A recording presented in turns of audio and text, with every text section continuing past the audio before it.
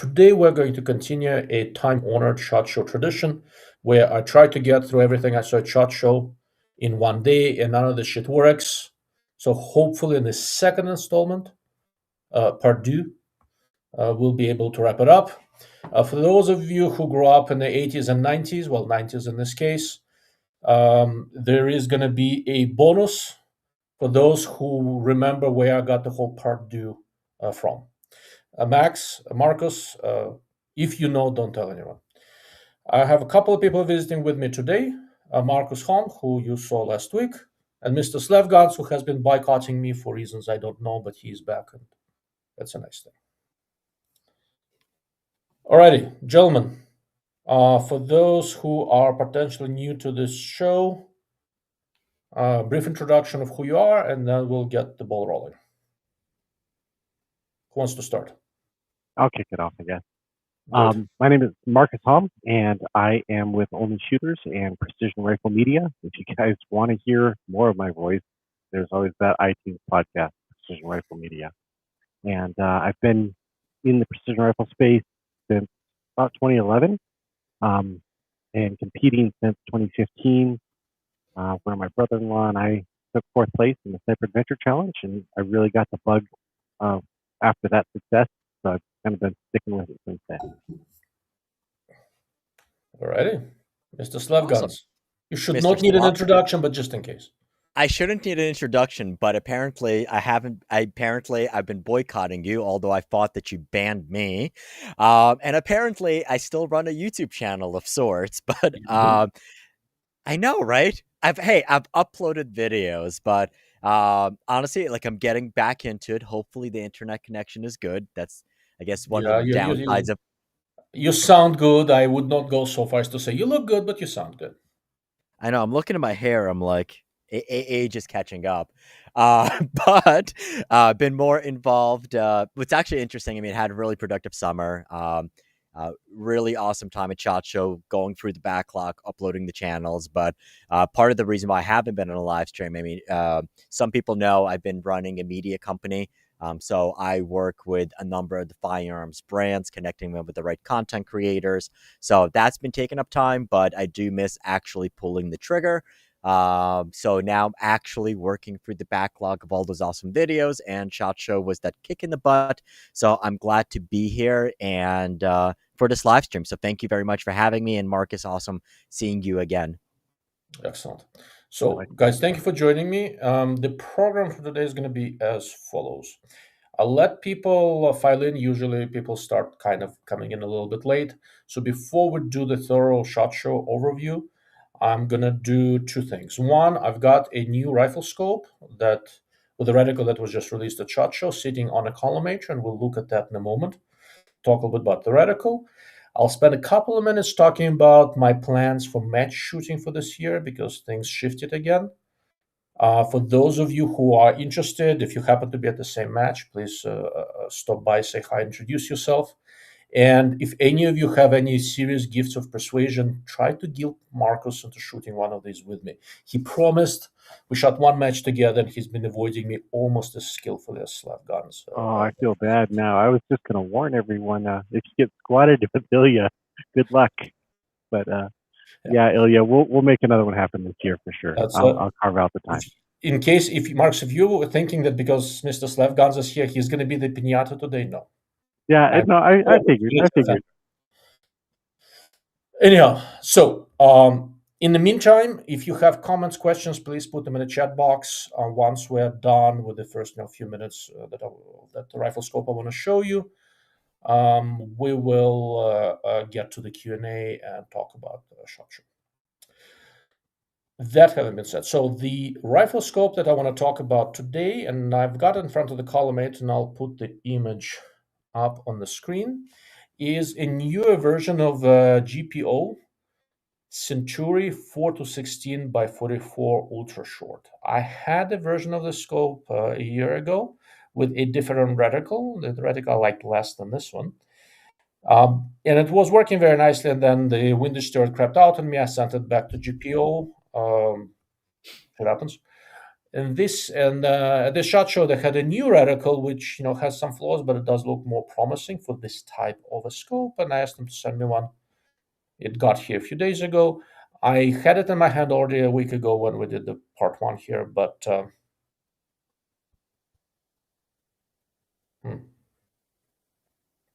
interesting. Marcus, apparently your microphone is not working so great. Anyhow, yeah, so the new reticle I think is rather appropriate for a rifle scope of this type. So I'm going to walk over to the collimator, change the magnifications, show you how the reticle is structured. I'll tell you what I like, what I don't like about it, and we'll go from there. While that is happening, I can hear you, you can hear me, but I'm not looking at the screen. So, Marcos or Max, if you see something in the chat, I will be a good moderator. Thank you, sir. All right, so GPO Centuri Compact 4-16 by 44. The scope is, I think, just under 10 inches long. Locking exposed turrets. Everything works very nicely. It is on 4 power now. The new reticle has this rather visible horseshoe. One of the things I wanted to show you is that it is a front focal point scope. While the reticle is relatively thin and low power, that horseshoe, that's about, I think, 3 milliradian outer diameter, makes it nicely easy to see. And the way the illumination is done, I'm going to slowly ramp up the illumination while we're on 4 power. First, it's very low, suitable for low light, and then boom. It's not quite day nuclear bright, but it's pretty bright. So enough to saturate the camera. It's a shitty camera and it does weird things. Let's say this is about 5 out of 8. And where I covered the objective with my hand, you can kind of see it. Going up to magnification 5, 6, 8, 10, 12, 14, 16. They do this digital reticle illumination. This blinking that you see with the camera, you do not see with the naked eye. With the more sophisticated camera, I can synchronize to it, but with this one, I cannot. It helps them save the battery, but generally, GPO does illumination extremely well. They usually add the illumination module by themselves at their factory and do the optomechanical stuff elsewhere. This particular scope, I think, hails from China. This reticle is interesting in that it is simple, maybe a little bit too simple, but all it is a 3 milliradian horseshoe. On the vertical and the horizontal, you have 0.2 milliradian steps. And you just have 4 plus minus 4 milliradian on the left and right, and 4 milliradian going down. Now, while I cannot see the screen, so I cannot see Marcus's face, at this point, he has probably already recounted all of the ancestors and potential descendants of whoever designed this reticle, primarily because it ain't got no numbers. Is that right, Marcus? You're exactly right, Ilya. Yeah. So Marcus and I once had a nice discussion where I was saying, well, we need a balance of numbers in the reticle, and he was making an argument there is no such thing as too many numbers, or something along those lines. This particular reticle is completely devoid of numbers, and I am going to go spend some time shooting it and see if it bothers me or not. In principle, I do like to have numbers in the reticle, but on the other hand, this one is just 4 milliradian, and it remains to be seen if I'm going to get lost in it or not. I suspect that I might, but I don't want to make too many assumptions until I spend some time shooting with it. The part that I do like, though, is that it's a compact scope, kind of a crossover, precision, a little bit of hunting, a little bit of everything, plinking scope, and they did not go crazy with the reticle. They didn't give you 28,000 milliradian of holdover and 17 mils of wind in every direction and all sort of stuff. The reticle is pretty straightforward. It is easy to see. 4 milliradian is more than enough for anything I'm ever going to do with a reticle, and it does have exposed locking turret with a 0 stop, so you can dial it and do things very, very nicely. This is the first time I put this reticle on a collimator, and I'm going to adjust its position a little bit so you can see. To me, it looks like it's about 5 to 10% undersized, right? What should have been 4 milliradian. The big, thick reticle is in the collimator, the thinner one is in the scope. So to me, it looks like it's about 10% undersized, but I'm gonna go play with it a little bit. I'll double check my collimator, but I've looked at it with other scopes. I'll see if the clicks match the reticle, something like that. So I have not had the scope on a gun yet. I have not done a ton with it. This is the first time it's on the collimator. Conceptually, I like this design. If it had a couple of numbers, it would be better. Marcus, where would you put the numbers in this one? Probably off to the left-hand side, or alternating. Would you do right? 1 and 3 on one side, 2 and 4 on another? Yep, I like that idea. So Yeah. one gap, Yeah, I 2 think on the that right-hand side. probably Yeah. work decently. Anyhow, I'll play with it and I'll make some suggestions. Nice things about guys at GPO, they generally pay attention, they're open suggestions. I have a nice relationship with them, so I'll play with it and offer some advice, and we'll see what next year brings. I do like this, for lack of a better word, return to sanity. For too many years, we had reticles that were just too complicated. And now I'm beginning to see some sort of a modicum of normalcy coming in, where we are beginning to see reticles that give you enough information but don't overpower you. I've designed a lot of reticles for a lot of people over the years, and the older I get and the more I shoot, I kind of start getting, when I'm designing a reticle, I go, all right, do I want to add this feature? And if I'm not sure, the answer is usually no. Right? It's kind of an interesting evolution. I've designed some very, very complex reticles for people because that's what they asked me to do. But for my own use and for the reticles that I like using, it's possible to go to simple, of course, but with precision style reticles, usually less is more. Now, didn't you say, correct me if I'm wrong, that you were kind of a fan of that David Tubbs reticle? I am, but for a different reason. Okay. And that's one of the most complicated ones, right? Yeah. But David Tubbs reticle is very specific. It is designed for a scope that you never dial. If you never dial, everything changes. Yeah. Right? So here's a question. On that scope, I mean, and honestly, I can't kind of blame you, but right now when I see a vertical stadia line, it just drives me bonkers. Like, I need the top half of the scope as clean as it could be. Yeah, I'll take the blame for it. I do prefer fairly open top half of the image, but I do like to have a little bit of a stub up there. So yeah, here's what so happens. like, for example, like 2 or 3 mils of hold unders is perfect, but like I said, just like that vertical stadia line, even as thin as it is, would almost kind of like drive me a little bit, because like say if you're spotting for someone, now it's like, okay, now I need to move the gun down and to one of the sides, as opposed to I can just shift the gun down and that's it. That I'm genuinely with you. Yeah. It doesn't quite drive me nuts, but I prefer to have maybe 3 or 4 milliradian above center and then keep everything else empty if I can. There are a couple of reasons for it. One is that we do use hold under occasionally, although I'll be honest, I don't use hold under very much.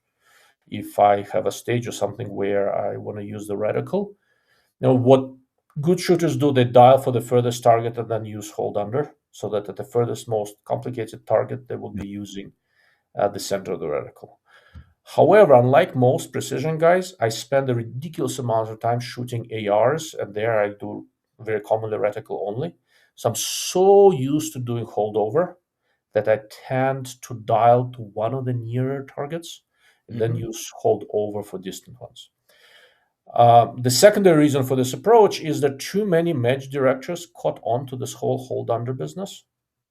And what they do, they will give you, let's say you have a stage and you have multiple plates. The hardest plate is more often than not is not the furthest one. The hardest plate is a plate that some wise ass put in at 172 yards, but it's gray, obscured, and this big.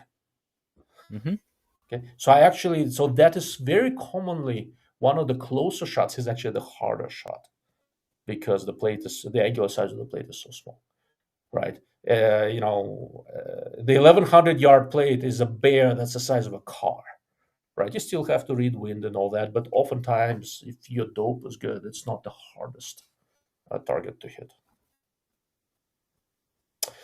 But yeah, generally I'm with you. I don't like huge amount of hold under. Marks, do you ever use hold under? I mean, you dial pretty much everything, right?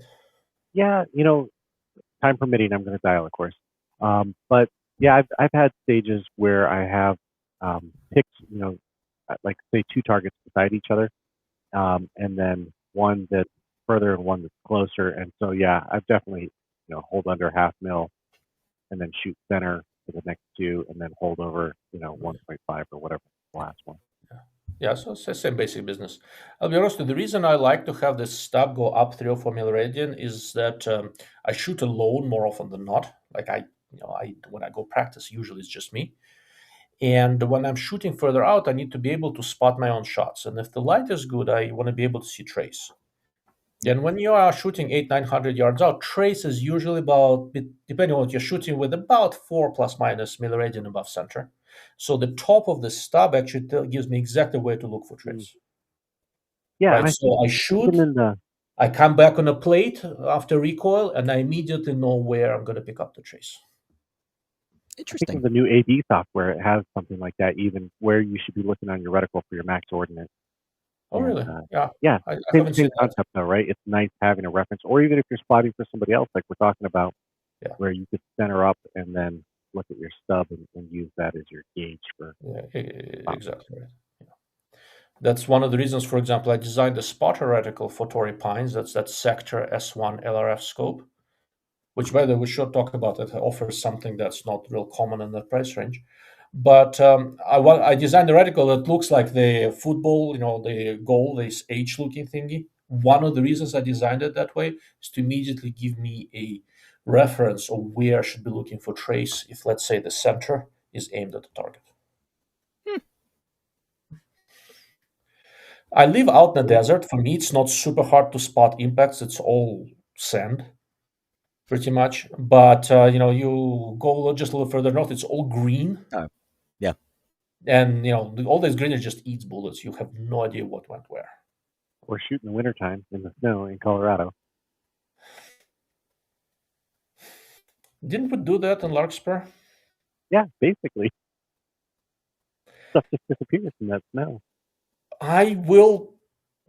You will never hear me repeat this.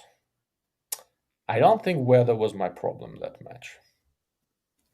I think it was me. Although I should probably blame Marcus since he was there. I was it was still me. It could have been your squad mates distracting you pre and post stage and all the squad. Yeah, it was terrible. Anyhow, speaking of matches, so let's spend 2 minutes on matches and then look through the comments and talk about shot.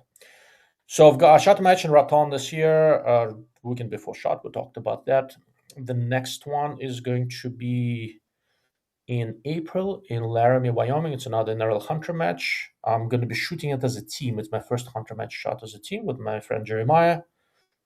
Jeremiah used to be with Raton. Now he's doing a bunch of other things and also working with Element. So he's going to be shooting with a Theos, which I'm happy to see.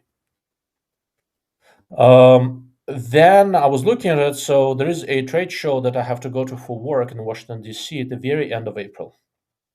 And the fuckers managed to set up a trade show on my 50th birthday, which I'm not excited about. So the day I turn 50, I'm going to get on the plane at 6 a.m. Instead of spending time with my family, I'm going to go swim the swamp in Washington, D.C. On the positive side, you can come visit me. No. But you can join me for the weekend because it turns out that following weekend, after the show ends, it's May, I think, 2nd and 3rd or something like that. There is a Hunter match in Gladstone, Virginia. It's about 3 hours south of DC. Okay. And I signed up, and I'm going to go shoot it. Okay. So I have some things I need to do. I have some things I need to do at Night Vision Labs there, so I need to stick around there over the weekend anyway. Work stuff. So I'll just go drive up to Gladstone, shoot a match over the weekend, then do work stuff for another day or two and go home. I might be game for that. The registration is open. Go sign up. We can shoot as a team or just shoot individually, get in the same squad, shoot together. It's going to be a lot of fun. I'll If bring we the shoot as a cameras. team, we can teach the Virginians a lot about Russian cursing. You think my Yes, language we did. is saucy in English? You should hear me in Russian. It's surprisingly, after all the SHOT Show and all the events, I don't think I've heard you curse in person once. Maybe it's just me and you're polite around me. Really? Yeah. Marcus? I'm not going to weigh in Judges? here, Ilya. I'm not. I haven't been around both of you at the same time, so I'm not qualified to answer that particular question. However, I have seen Ilya come off the stage less than completely satisfied with how things went. That's a good So way I've to never say seen him shoot. Well, so in fairness, I've never seen him shoot, and every other time he's been like the most polite person I've known. Like whether it's dinners, that or it's kind of like my selective memory. I try to I remember the think it's good your in selective people. memory. So the funny thing is that technically speaking, I'm a mild-mannered physicist, right? One of the things I learned over the years is that when I speak slowly and quietly and exceedingly politely, people find that terrifying. Maybe I was just trying to scare somebody. I don't know. That's Yeah. just the accent, Ilya. And there is a difference between enjoy the next 24 hours and have a nice day. Those are two completely separate things. Something like that, yeah. It's like if you're in the evening, you get in bed, then your wife cuddles up to you, says, I just want to give you a hug while you're still warm, right? And then the rest of the night, you're afraid to close your eyes. Yeah, exactly. It's not the same, is it? Anyhow, so that's Virginia, first weekend of May. I'm not on the East Coast all that much. If you guys are going to be there, again, you all know what I look like. I have no idea what you look like. Please introduce yourself. And then in the summer, there are 2 team matches. I'm going to try to shoot the Burris Optics Team Challenge in Wyoming in June. And my arguably most important match of the year is the first weekend of August, the TRT Sniper Challenge in Montana. Amazing match for a very good cause. I got the invite for that.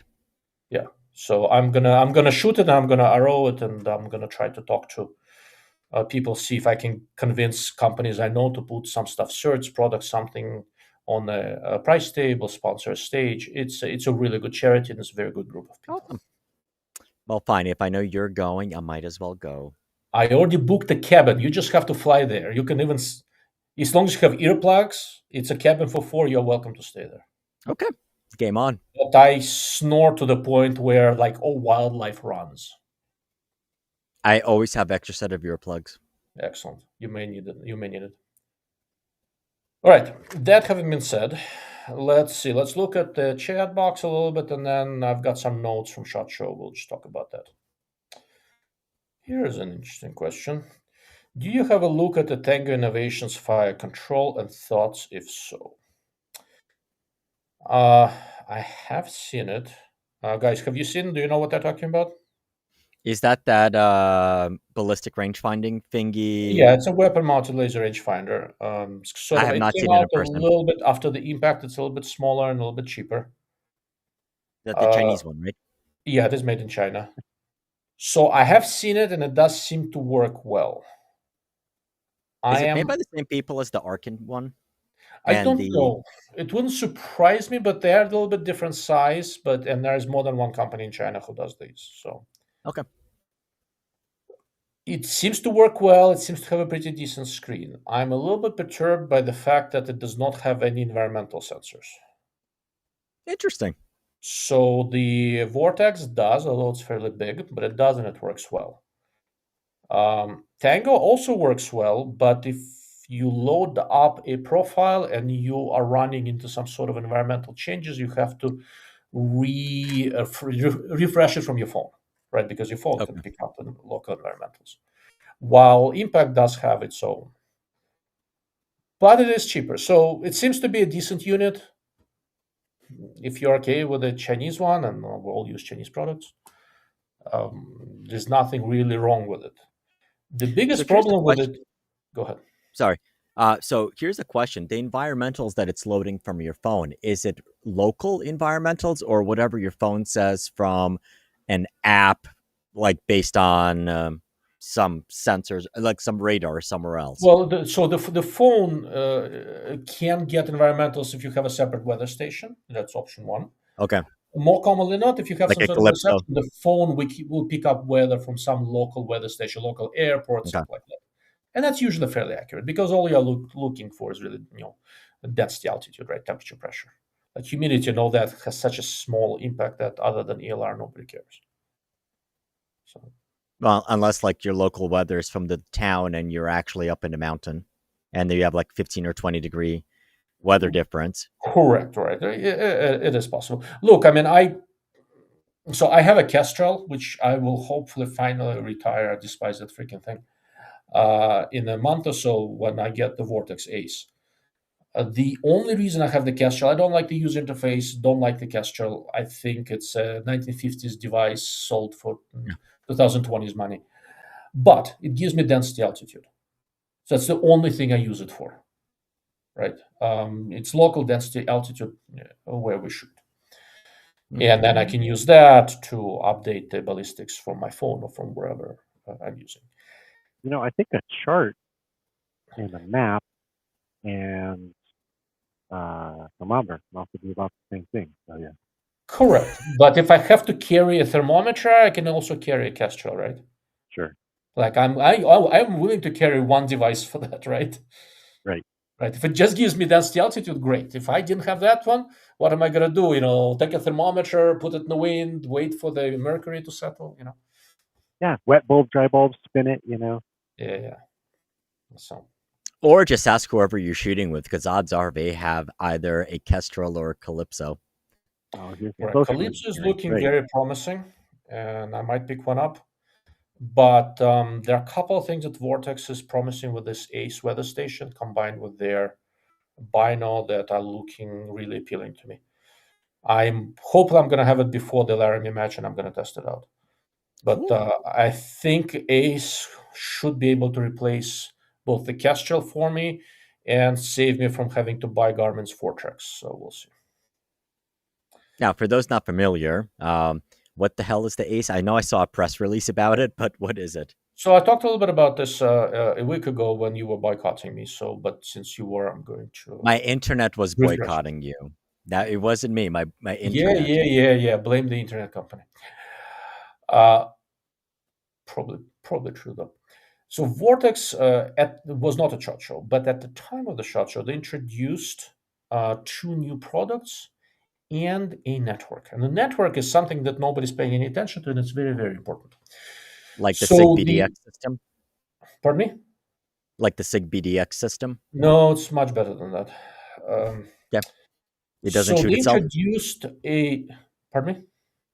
I said it doesn't shoot itself? Well, that's definitely an advantage, but it's... that's a separate discussion. When the whole I'm sorry, that was a Sig P320 thing. Yeah, we were rolling in 320 jokes there. Yeah. I dug into it incredibly thoroughly and basically concluded that this whole thing of big SIGs going off without somebody pulling on the trigger is bullshit. Verifiably. So do you have a 320, Ilya? I didn't have a 320. Plausible deniability. I don't know what happened. After this whole bullshit came out. And I've been shooting it. It's a wonderful gun. Yeah. So, and if the wrong person gets shot one day, it was Sig's fault. I said, and if the wrong person gets shot one day, it was Sig's fault. Thing just went off. I don't know what to tell you. Plausible deniability. Exactly right. Look, every time, here's the thing, right? So I'll spend 2 minutes on it and we'll move on. Here's the thing. The actual guns that were accused of going off by themselves went off to investigators, some at SIG, some at third parties, FBI labs did it. Nobody could come up with a scenario or get them to go off without somebody physically doing something with a gun, i.e. impacting the trigger, right? And every time, that business in Wyoming when an airman was shot, it turned out the guy shot his body and then tried to blame SIG. no one has been able to replicate it. The only thing that somebody did manage to replicate was that on some very worn SIGs, they were able to partially press the trigger so that it releases all of the safeties. And then when you release the trigger, internal safeties did not reset. And then you could make it go off by wiggling the slide. But somebody had to partially press the trigger first. Yeah. So here's the thing on it. Like, I'll put it this way. You're right that it won't go off if you look at it the wrong way. However, it's the inadvertent stuff that you can do that can make it go bang. Like what? Well, so for example, okay, like when people were like putting in the holster and like the trigger was like 7 different. But here's the kicker, though. What I'm sure you realize is that over the years, so when the Sig P320 first came out, it absolutely was not drop safe. It was not that they fixed it, because that they could replicate. Well, at first they called everybody stupid. So, I mean, here's the thing, though. I mean, the one thing with Sig, they absolutely beta test with people. And like you look, for example, the Sig Cross, like he's like, yep, the thing is not drop safe. No, you're a moron. Until there's like, here it is. It's like, I am not going to argue with you on that. I don't think Sig distinguished themselves in the early introduction of those products, right? And they deserve. I was going to say, so like on the P320, like if you look at the part, so on the P320, I talked to a couple of armorers. If you look at a P320, like some parts will actually have 3 or 4 different numbers because Sig has been making silent changes to the same individual parts over time. Correct. There's some first generation SIGs were not drop safe. Correct. Well, not even drop safe. I mean, like bad issues. Yeah, some of those silent changes are just because they changed suppliers. It's the same design made in some other places. So it's apparently the current version of P320. What they're accusing it of is bullshit. So the current version. Fully agree with you that P320 earlier generations have a sordid history. Absolutely. Yeah. I'm sorry. Every SIG product has an issue. So actually, with the exception of the SIG 2011s, or whatever we're calling it, the double stack 1911s. Yeah. Every SIG USA product that was released had either a recall, forced mandatory recall, or a voluntary recall. Every single SIG product. We probably should not start a discussion on anything 1911. Well, we're not. All right. And that goes way off of the whole shot. Yeah, so there you go. We're done with SIG. Go ahead. Yeah, we're talking about the SIG BDX. So I started talking about Vortex and the relay system. Yeah. So everybody saw that they released that Talon HD 10K binocular, laser rangefinding binocular with good glass, like razor level glass. I should have one here sometime later this month. Is it also $10,000? No, it's gonna. I'm sure it's a couple of grand. I think. Yeah. 10 by 42 and 12 by 50 versions. Why do you need a 10-kilometer rangefinder? You can't see that far. It's a 10-kilometer rangefinder. They probably called it 10K because Sig uses 10K. That's my best guess. It is 10K if you're on a mirror. But having seen some prototypes, it's a legitimately good LRF. They also released something called Vortex Ace. It's basically they took the basic concept behind the Kestrel and introduced it into the 21st century. Yep. With a proper display, proper buttons, the means to do a lot of things. With the user interface designed for humans, like little things like that. And they introduced the relay network. So relay network is basically their proprietary protocol built on top of the Bluetooth communications. Right now, they have 3 devices that are compatible with it. This Ace weather station, the new Talon HD laser rangefinding binoculars, and the previously released Impact 4000 weapon-mounted laser rangefinder. These 3 things support the relay network. What the relay network does, it basically, makes sure everything's connected in real time. All your profiles, all your data gets immediately synchronized between the different devices. You don't have to press 17,000 buttons, put it into a specific mode. Like Kestrel has like 3 different pairing modes for different types of devices, and they only work on Fridays. I mean, so yeah, I've had so many communication issues with different Kestrels and stuff like that I just gave up because it's just not reliable. You don't know when it's working, when it's not. Now, is it a closed ecosystem? It's a Vortex built a closed ecosystem called Relay.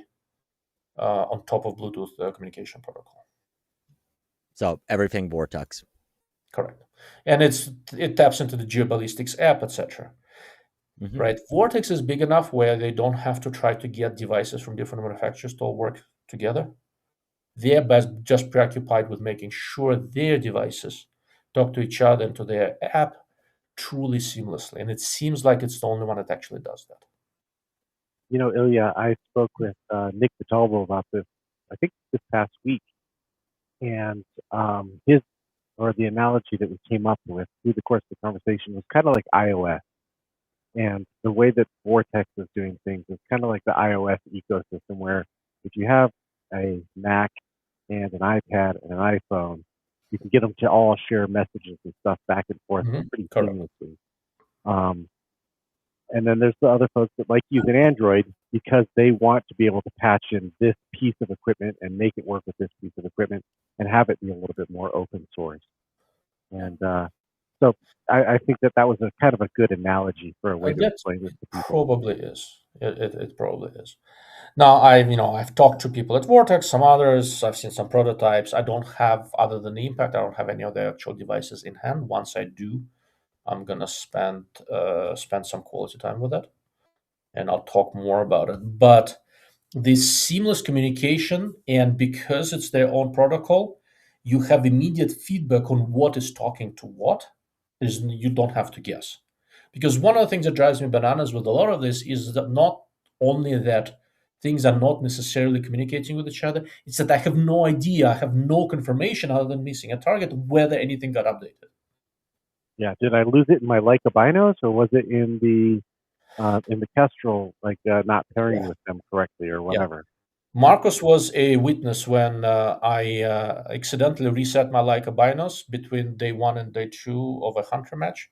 And it took me 4 0-point stages to figure out that I'm a retard and I need to resync my bino to the smartphone. I don't know if it was 4 stages though. Yeah, it was 4. It was 3 0-point stages in a row, and on the fourth one, I finally figured out what's happening. So maybe this is where some of that profanity came from that we were talking about earlier. Yeah. So that's why Marcus doesn't believe you, Max. That got it. The language. I said many things that day. Not proud of most of them, but I said them. Yeah, but you owned it. I feel like if anything, you were probably cursing yourself for not picking up. Yeah, it was completely self-inflicted. I'm a retard. So, I mean, and honestly, this kind of brings up the whole thing again. I mean, like, okay, we have like so much technology, and I think I saw another thing that it was like an integrated, actually, I think it was those people that did the tangent thing or whatever where we were talking about, that like they had the integrated scope, rangefinder, ballistics thing all like in one thing. And it all kind of brings me back to, so I mean, like, obviously I shoot PRS Rimfire, and PRS Rimfire NRL 22, and probably for the last 5-6 matches I've been running the Burris, the XTRPS, and like there's a lot of really cool stuff in there, but I think kind of like at the back end, okay, like when in the middle of the stage when the battery went dead, I still had mechanical turret. Now going back when the Sig Sierra 3 system came out, I go out to the range, I have it mounted, I have the rangefinder, I have the scope, and the battery didn't go dead, but the snow started to fall and the rangefinder can't range the damn thing. I was completely at a loss. I'm like, I don't know how to mentally, physically shoot without all of these electronic gizmos. So it's kind of like, okay, like it seems like there's, okay, it's not even just necessarily like the help that you get from, okay, Kestrel School, automatic, like the relay system, you're going to get like true data, ballistic solver, and all of that type of stuff. But as we're getting it more involved with the rangefinder, I mean, like are we too reliant on this tech gizmo stuff? Yes and no. So unlike almost everybody else, I routinely practice ranging with the reticle and shooting that way, and I don't mind doing it. My basic problem is that the moment I hear time starts now, my IQ drops by 50 points. It is completely self-inflicted. The most amazing thing, I actually had hard dope on my arm board and I never looked at it, right? Yep. I went afterwards. I called my buddy Scott Parks. He used to be with Vortex. Right now he changed jobs a couple of times. But he's a very, very good friend. And in the earlier days of PRS, like he was top 10 in the country shooting 308 when everybody else was already shooting 6 millimeters. Scott was absolutely one of the better shots in the country for a little while. I don't think he won any championship, but he was very, very good. So when I talked to Scott, he goes, "Look, everybody has done this kind of shit. That is probably the best reason to pick a cartridge, a load, and just shoot with that, so that when you range and it gives you the distance and the drop and the two don't match, you need to kind of know your drops. That is your immediate cue that something is screwed up. You have to go to hard dope." Yeah. So I shot the previous match with a 6.5 Creed, and in Larkspur there with Marcus, I decided to go shoot my 308 that weighed 12 pounds stuff with, I had like the third highest power factor in the match. I was shooting 168 grain bullet at 2,900 foot per second. It was a nice 308. And I was too new to matches to really just think about it that way. One of the things I learned from Marcus that day, we were not shooting as a team. We were shooting. He was shooting right after me, so I would go shoot my stage, and then I would hang out and watch him shooting. And Marcus is much, much better than I am. One of the Not things for that long, was, yeah. What you are? Yeah, I've seen your improvements already. So I'm getting better. Yes, you're improving exponentially. So because unlike some people, I go to matches and practice. Okay, here we go. I'll see you later this year. Don't worry. I'll be practicing before I see you too. One of the things you should know that I grew up with a Jewish mother. I can turn everything into a guilt trip. Oh yeah. Yeah. But anyhow, so one of the things I picked up from Marcus, he's sitting there behind the gun and quietly verbalizing everything that he's supposed to be doing so that he doesn't miss a step. And that turned out to be immensely valuable, right? I don't have to necessarily say it out loud, but I came up with my checklist and I am going through it step by step. I bet you don't move your lips when you're reading either, do you, Ilya? Pardon me? I said, I bet you don't move your lips when you're reading either, do you? I do not. Way to rub it in. What was I rubbing in? That you don't have to say it out loud. As I'm verbalizing everything to myself. And I can do it fast if I'm not verbalizing it. So yeah, we've talked about it. I'm a weird duck. There are certain things that God gave me, and quite a few things that He just refused to. But I'm good at checklists, mental ones. I wanted to weigh in though on that becoming overly reliant question, because that's something that I consider a lot, and occasionally I do teach precision rifle classes to people, and for any of my students, before they even come out, I want to ensure that they have the same goals as I'm teaching to. And so I think question one is, what are you trying to do with your rifle? And like you said, really, you don't even need a tester. You just ask what the DA is from somebody else at a match if you're just going to be a match shooter. My preference when I'm teaching people, I want to train riflemen. I want to train people that I could take their scope off of their rifle and give them 5 rounds and say, okay, here's a cardboard box and 5 rounds. By your 5th round, I expect you to be able to engage this 12-inch target at 600 yards. How you use your rounds, good luck, make it happen. And like that would be kind of like the ultimate. It's a long walk to 600 yards, but I can walk over and bayonet that thing. I like your mentality too. But you know what I'm saying, right, Ilya? It's like, okay, great. So how do I zero the rifle most efficiently? How do I gather, information that I need on this shot to know what the next shot's supposed to do, and all those things. So I always think the biggest thing is just we have to answer for ourselves, what do we want to be able to do with the rifle? And then it's, are we too reliant on technology or not? And sometimes, just use the technology and play the game and race right along, right? Yeah. It's actually a very good question. So go ahead. Well, let's say, like we're talking about gun games, and like the thing in my head, so like I've never shot an NRL Hunter match. I primarily shoot PRS and NRL, like NRL 22. So in those cases, it's like, okay, like you can either just range it off the stage, or if I want to know the distance, I just open up the matchbook and it's going to give me the distance right in there. Right. So it's kind of like in our case, like, okay, literally, it's like you're going to go up there, like, for a major match. So when I shot the PRS finales, literally you go there the day before and you can look at the matchbook, you bring your own rangefinders, you verify that, then you use your friend's rangefinder to really verify that. You can kind of come up with the dope, you look at the wind and all of that type of stuff.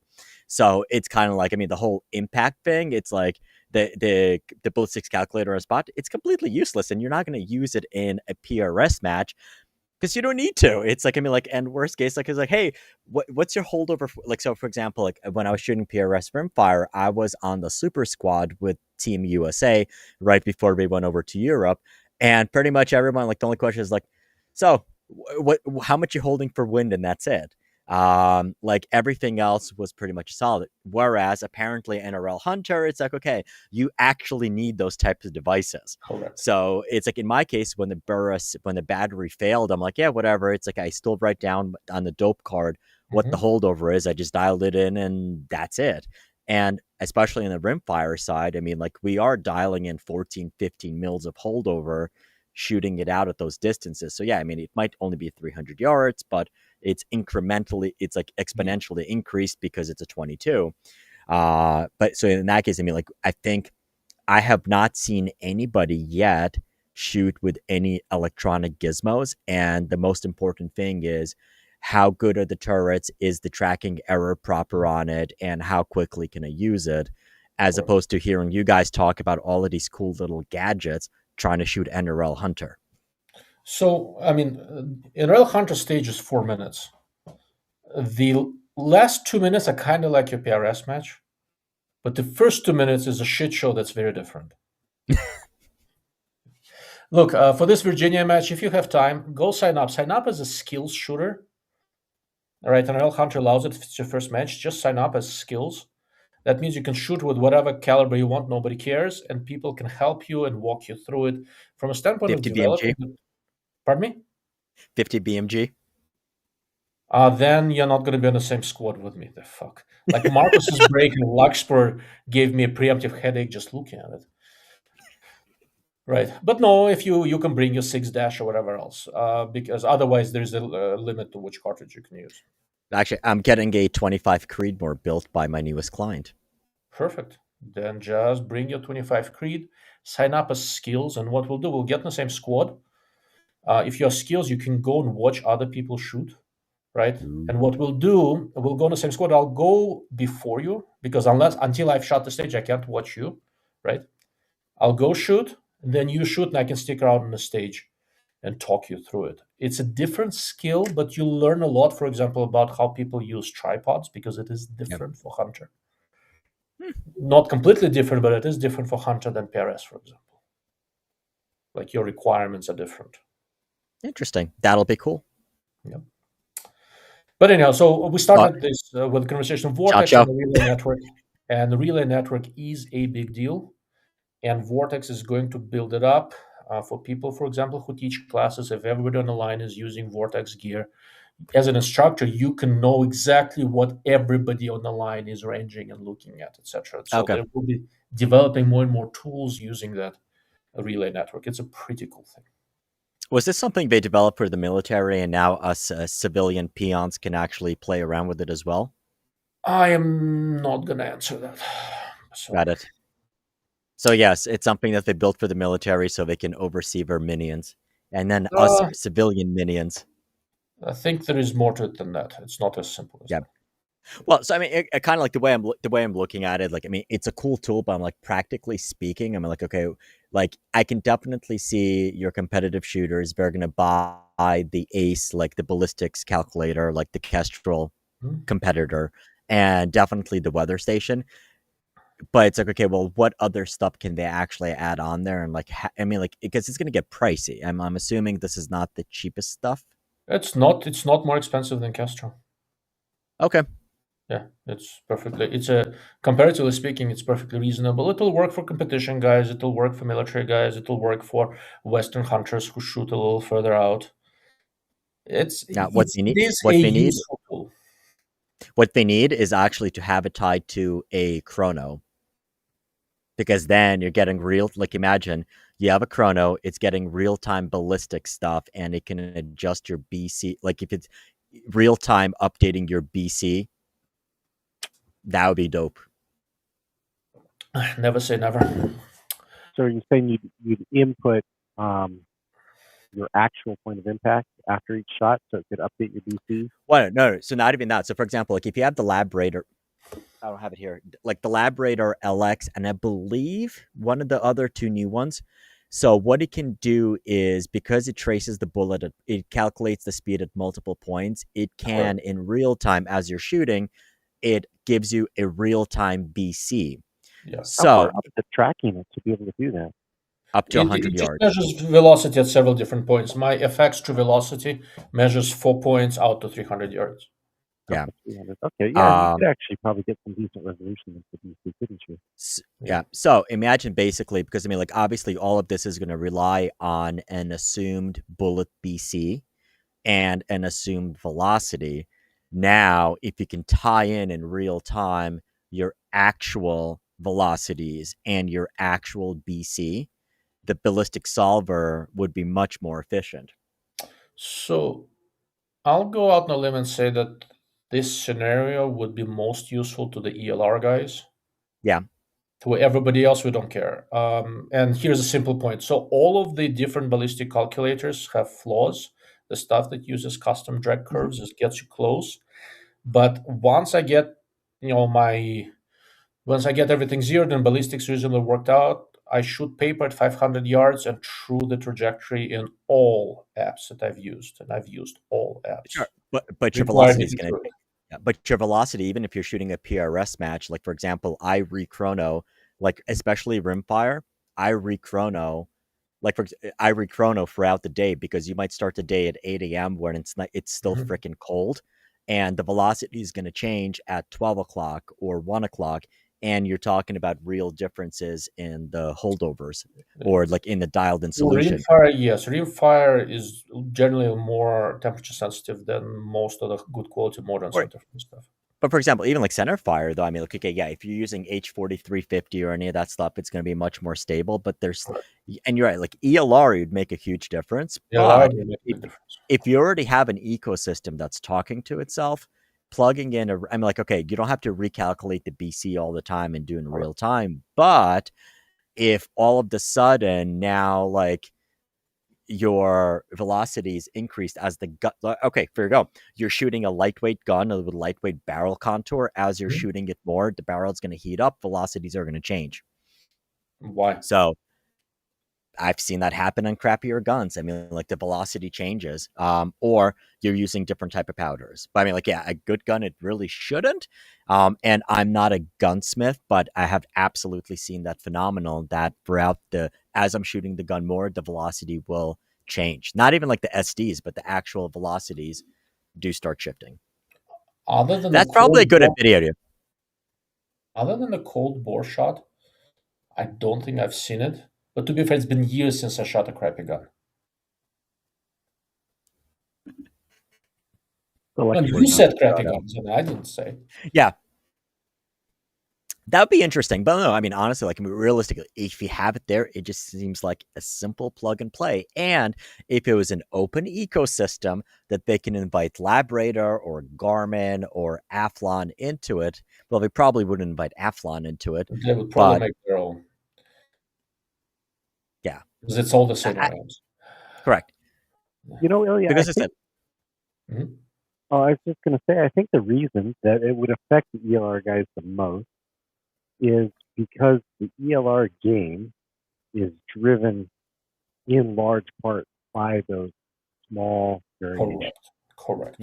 Whereas almost every time I've missed a target, it has not been due to ballistic coefficient inconsistency, like even, in bearing surface, the tip length on a bullet or something like that. It's probably because I didn't build a stable enough position and my wobble zone was bigger than it should have been. And yeah, that's exactly right. I'd be curious to see at what point that would matter. I suspect probably somewhere around 1,400 yards and out. For NRL Hunter, the plates are supposed to be no smaller than 2 minutes of angle, whatever distance they're at.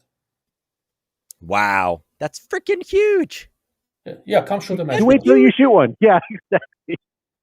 So the biggest. So when I shot the PRS rimfire finale, so that no shots rimfire finale, no shots were close. Actually, one target was less than 100 yards, which was 99, and the rest of them were out to 250 yards.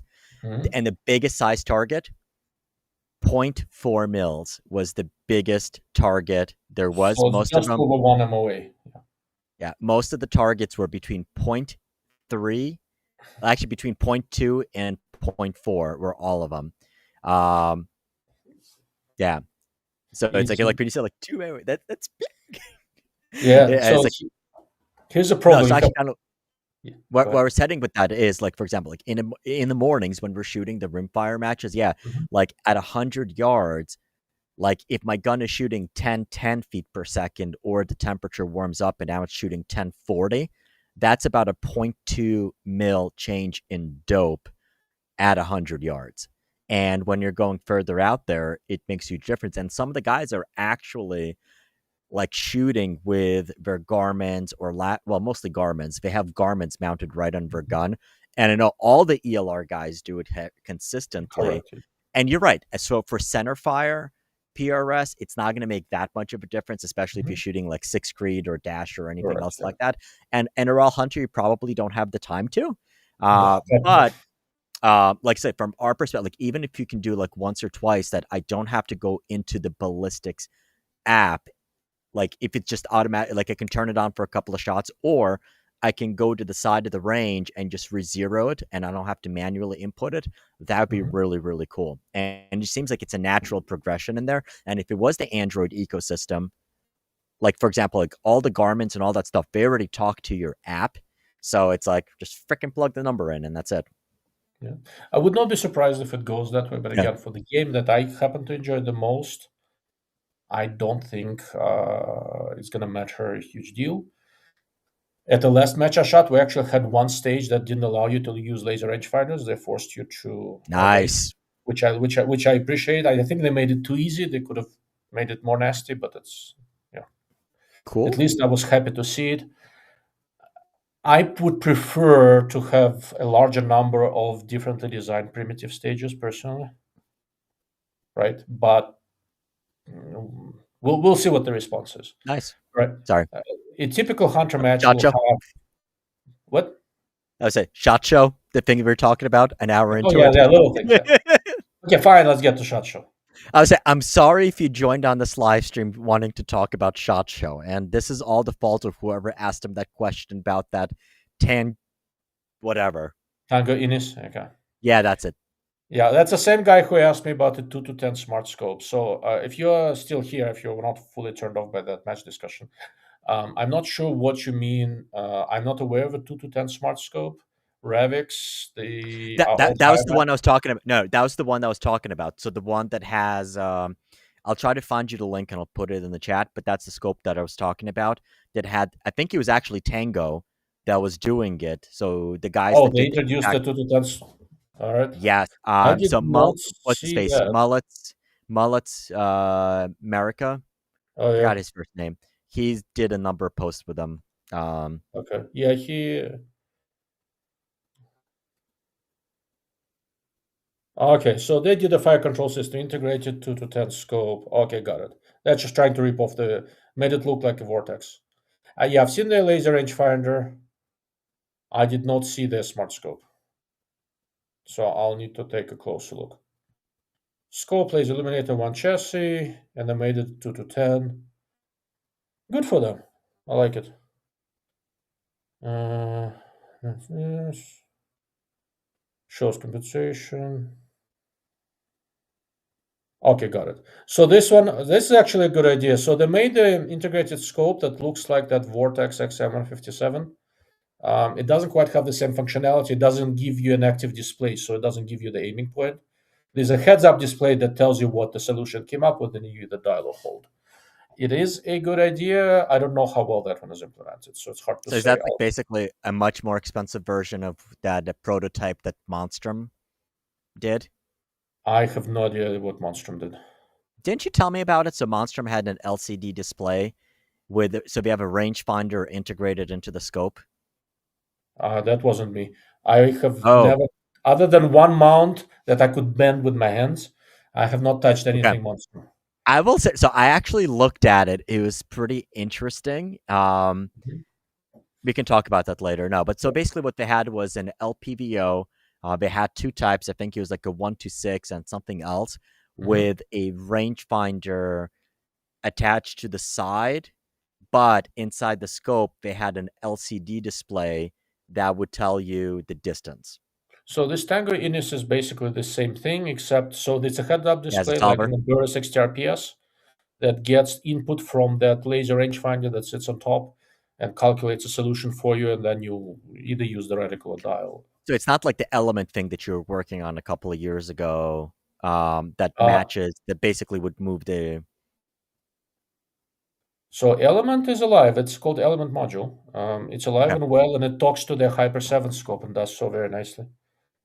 See, that's what happens when they get rid of the marketing people and like none of your YouTube buddies are talking about Element anymore. Hit me up. Yeah, I talk about Element. That 2 to 10 Theos is very good. Yeah. With the Hyper 7, they released it because they thought it was a very cool idea, but it was sort of unclear what to do with it. And its best application is together with that laser rangefinder. One of the problems with weapon-mounted laser rangefinders, and I wonder how these guys at Tango Inis figured that, resolved it. I need to look at it more carefully. So weapon-mounted laser rangefinders work exceedingly well with scopes where you use the reticle to hold rather than dial. Yep. Right, because what happens with me is that when I was using weapon-mounted laser rangefinder a lot, I kept on forgetting to reset my turret to 0. So what I'm looking at is not where the LRF is looking at. Your crosshairs are co-witness with the laser. Yep. Whoa. Right. Wow. Remember, it all just came together, didn't it? Mind blown. Scope at your 0, so it's a little bit above 0. Once you've dialed, where you're looking at is not where the LRF is looking at. And you do not have a visual confirmation what is ranging. You're relying on them being bore sighted to each other. Wow. So you range, dial for target, engage it, dial back to 0, range the next target, dial up again. But if you're not ranging, holding.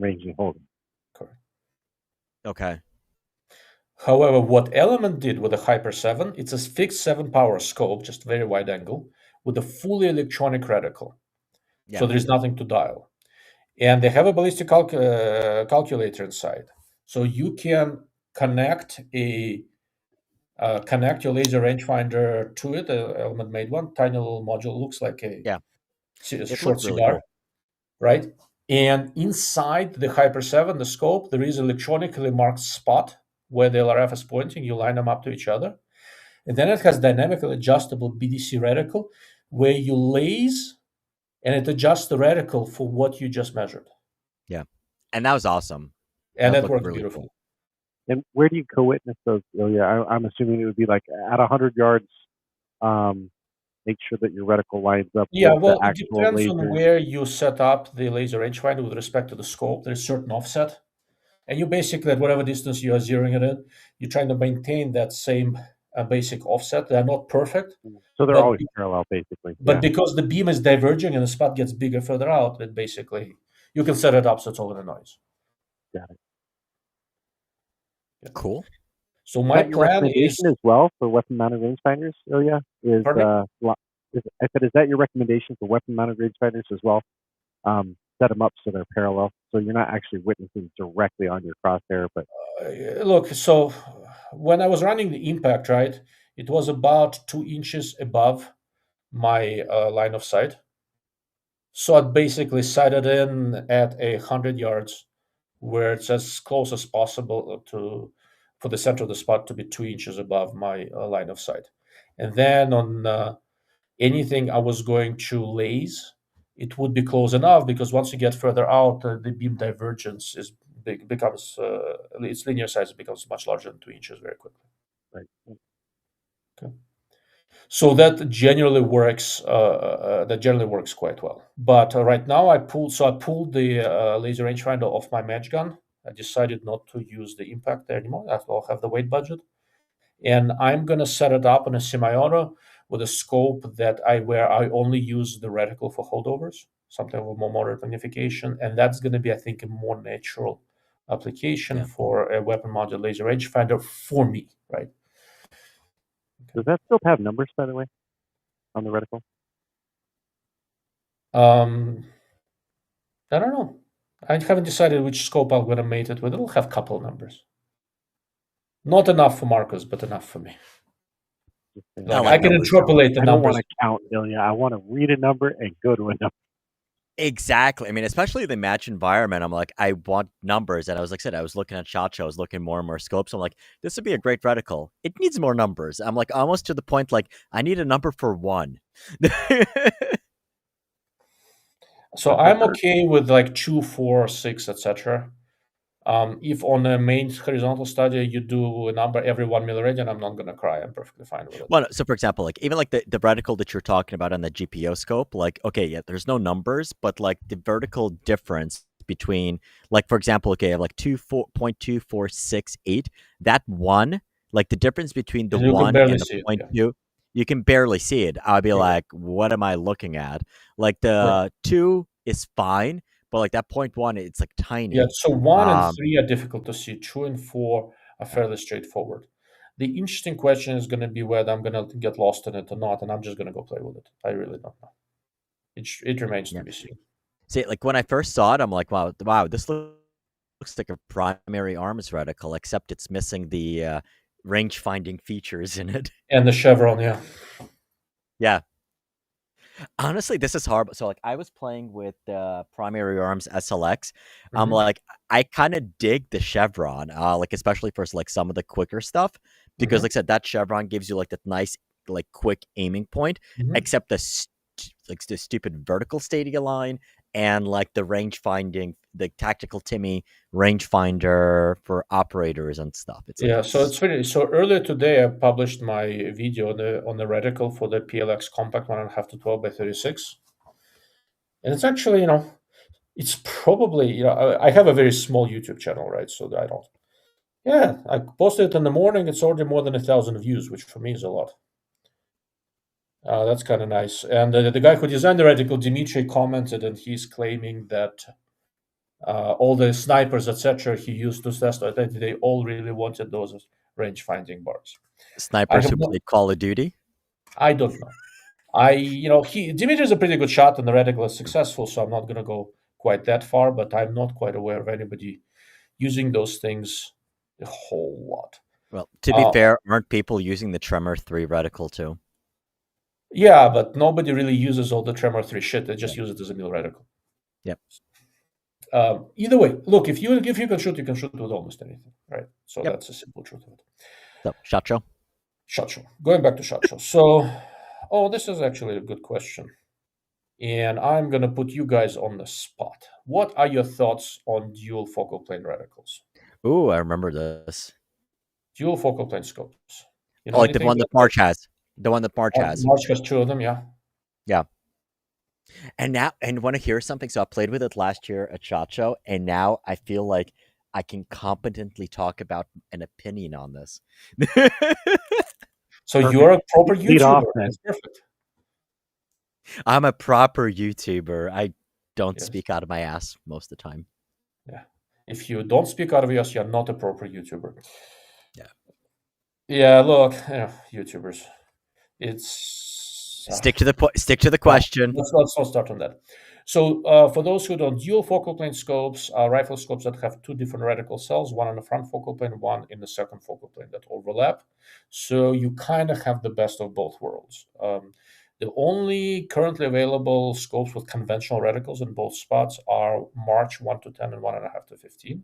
I have the 1.5 to 15.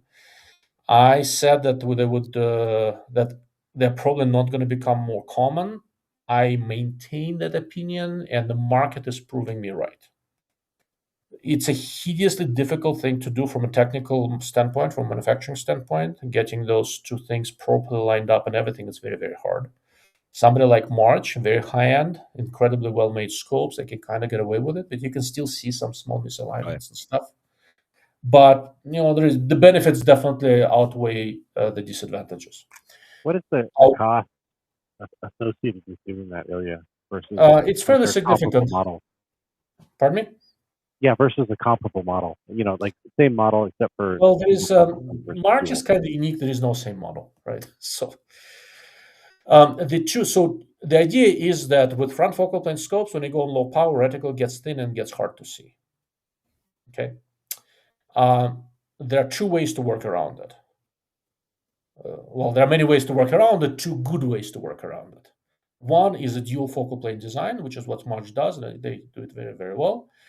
Another one is this technology called diffractive reticle elimination. It was originally pioneered by IMT in Switzerland, but now there are a couple other companies, now that the IMT's patent has expired, that will also do it. For example, this new primary arms PLX compact that I was talking about, it does have that capability.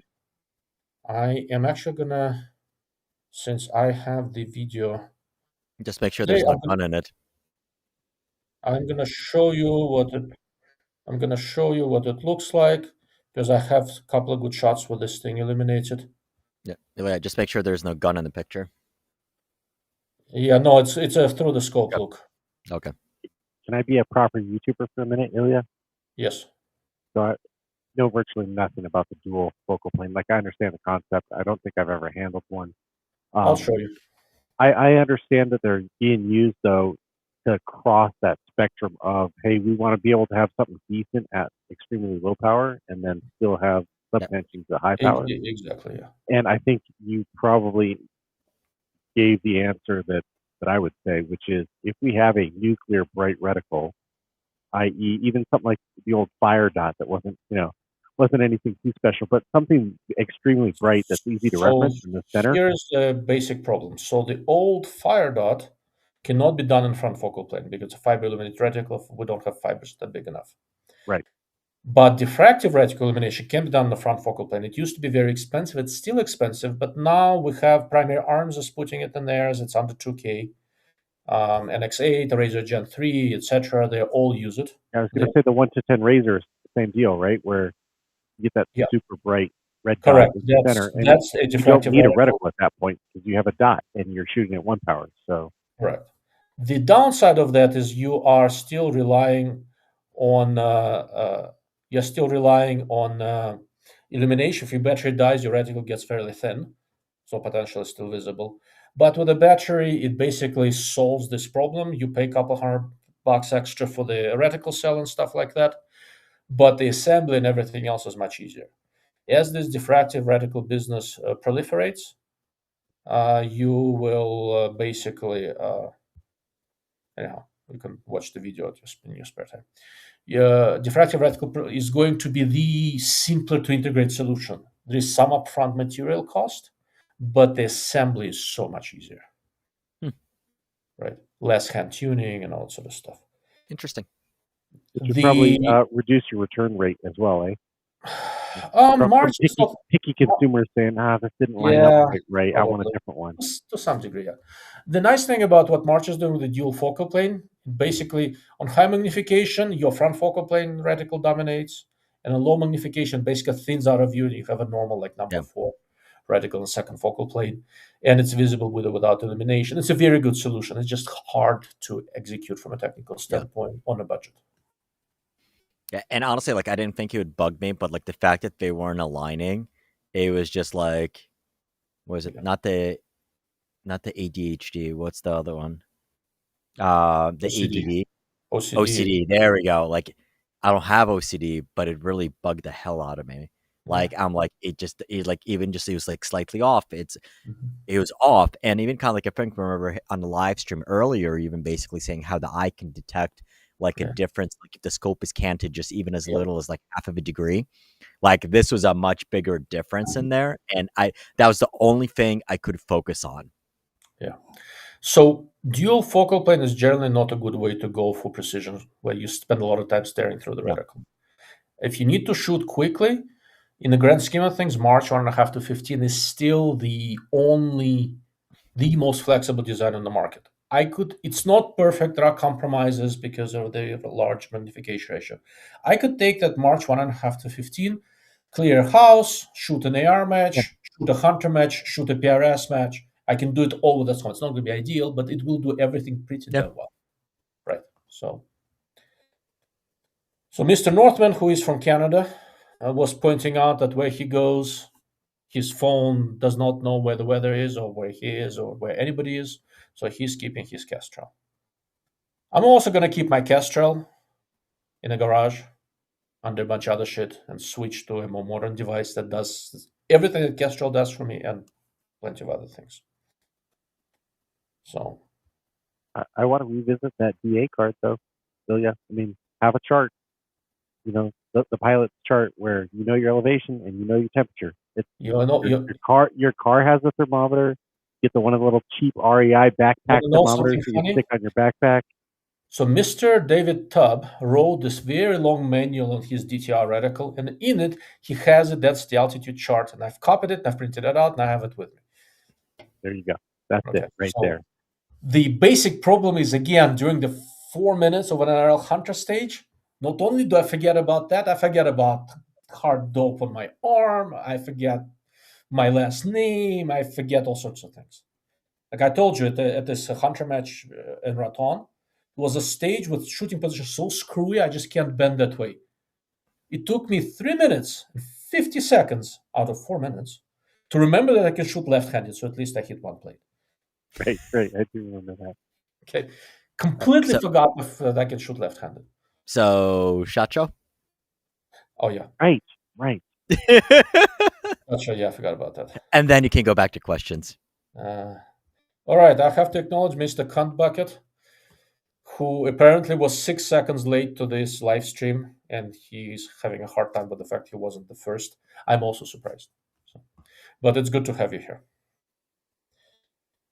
Well, it's a relevant question. How do the tail and LRF binos compare to the Victronics Vector X?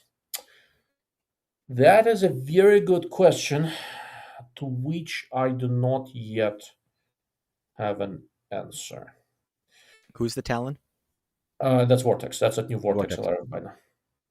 So in terms of image quality, it'll be probably pretty close. Based on some stuff I've seen, I think Vortex should have a little bit less tint. The laser rangefinder quality should be comparable. For the 12 power binocular, Vortex is a 12 by 50. Victronics is a 12 by 42, so a little large exit pupil. I'm probably going to like it more, but I think the 12 power Talon is quite a bit bigger and heavier than the Victronics. So I don't know. I think there will be very competitive products. I've seen enough issues with Victronics communicating to stuff, things crapping out, etc., that I don't know how I'm going to spend a ton of time with it. We'll see how the Vortex works. Hard to say. Victronics seems like a good device. I've played with it. I don't like the side picture. I think the way they did the screen with the reticles, I like the reticle, but I think altogether it's too busy. It's too much. With this new generation of laser rangefinding equipped binos that we saw at SHOT Show, we had the new Tract and Leupold and Apex. Revit had another gen, and the Vortex was announced at the same time. One of the interesting things I see in there is that most of them seem to give you the ability to customize your screen. Mm-hmm. So you can have as much as you want, but not more than that. And I think a lot of them learned on looking at how Victronics did theirs, right? So there's always a generational change. I do think that the Talon and Victronics are going to be very competitive against each other. I'll know more in a month.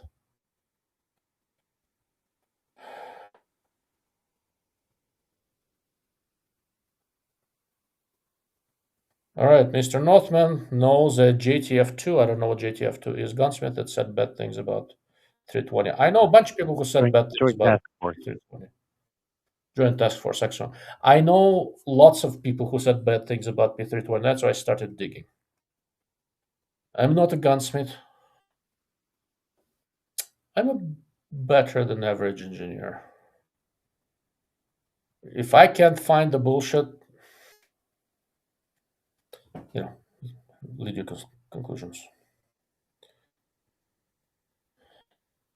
So Mr. Kanbaki was pointing out that the 380s and others didn't necessarily have recall. So what Mr. Slev Gans was pointing out for the most part is that the new stuff that came out of Sig in New Hampshire, a lot of it was relatively half-baked when released, but they did fix it. So Yeah. Actually, pretty much interestingly, most of the stuff that Sig had issues with were trigger issues. They did. Here's the catch, right? So again, I'm not excited about how they release stuff, but when it is a problem they can replicate, they absolutely fix it. But here's what I'll kind of give the devil's advocate perspective on Yeah. there. It's one thing like when it's a 238 or the Sig Cross or something else that's like still relatively like insignificant in terms of market share wise, but when you wined and dined enough generals and you win enough contracts, when it's can you imagine the shit show that would happen if they actually came out and had to recall something that was as widely adopted as it is? Like you have 70 lawsuits that are still pending or outstanding right now. How many tens of thousands would Correct. there be? And this is basically why you have the silent changes that have been happening and the voluntary recalls and all that stuff. It's a side effect of our legal system, right? Once you admit guilt, everybody sues you and you're screwed. Well, they can sue you without admitting guilt too, but yeah. Correct, but then it's much harder to win that case. Yeah. So it's all funded by Glock. Kidding. Yeah, there we go. Most of it is, yes. So SHOT Show? Yeah. So Mr. Northman, when I can't range with a laser, that's relevant to SHOT Show. I use a Mule.master as a backup with my dope. I'll be right back. Yeah. So this is actually kind of an interesting thing. Same chest pouch as the hard card. So that's good. There we go. One of the interesting products that I saw at a SHOT Show was at the Torrey Pines Logic booth. They have this brand called Sector Optics that are kind of slowly starting up. They have this spotting scope that's essentially the optical system, essentially is a copy of the handsold, with a built-in display inside and with an integrated laser rangefinder, so it's a spotter with a laser rangefinder. I have an early version of it that has a conventional 905 nanometer laser rangefinder. During the last year, they updated it. Now the laser rangefinder that they've got in there is a 1535 nanometer wavelength, longer wavelength. And the whole thing still costs $2,000, together with laser rangefinder and a spotter and all that. They had to limit the distance to which you can range to 3,000 meters, 3 kilometers, do a few other things, all sort of stuff. And it works very, very well. Everybody who talks about 1535 laser rangefinders talk about how far you can range and all that sort of stuff. That's definitely an advantage. The fact that at that wavelength you can have more powerful lasers and laser further, that's a real thing. But for the normal distances where we shoot and measure things, there's not real practical difference. If I can measure it out to 2 miles with a Vortex impact, does it really matter that I can measure to 2.5 miles with a $15,000 1550 rangefinder? For my purposes, not so much. Does the wider wavelength penetrate fog better though? Exactly. Longer wavelengths get through the particulates in the air much better. So if you have fog, snow, up to a certain level, snow, sand, smog, all sorts of crap in the air, longer wavelength stuff, 1535 nanometer, will range much more reliably. In weather conditions where our conventional LRFs crap out, the 1535 LRFs are still working. Okay, that is arguably the biggest difference. And the cheapest 1535 nanometer LRF that I can think of right now, integrating the commercial device, is in that spotting scope from Sector Optics. Just something to keep in mind. I think you can talk them into making a 15 power or 20 power set of binos. Pardon me? I said, do you think you can talk them into building a higher power set of binoculars with the rangefinder in it? If there is a market for it, you can implement it. You just need to be able to sell it.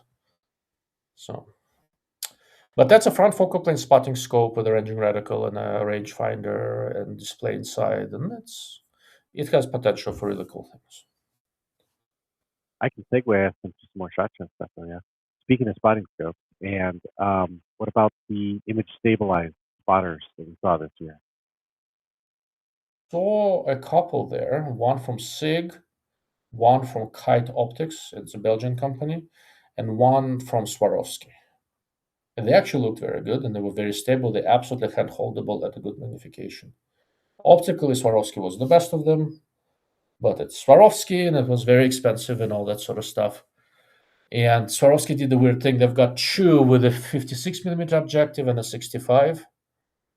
The small objective one is an inline like this, and the 65mm is an angled only. The whole idea behind an image stabilized spotting scope is to use it without a support.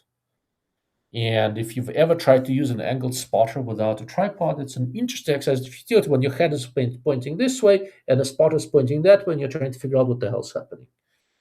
So that was really weird. I have a scenario though where the angled one, maybe this is what they were thinking, is sometimes people bring a less than ideal tripod into the field, and under windy conditions and things like that, you start to get that little bit of vibration or sway in your tripod. If I have an image stabilized spotter, I'm not bringing a tripod for it. I'm going to put it on a pack, on a shoulder, on a branch. It was really good. So straight tube for you. Yeah, correct. Yeah. So straight tube would be better. The Sig and the Kite optics, they were both straight tube, going up to I think about 30 or 35 power, and they worked actually quite well. So I am surprised we haven't seen properly image stabilized binoculars and spotters with good quality optics sooner. They've always been around from Canon and others, and they were kind of, Fuji. Yeah, Fujicon. Yeah.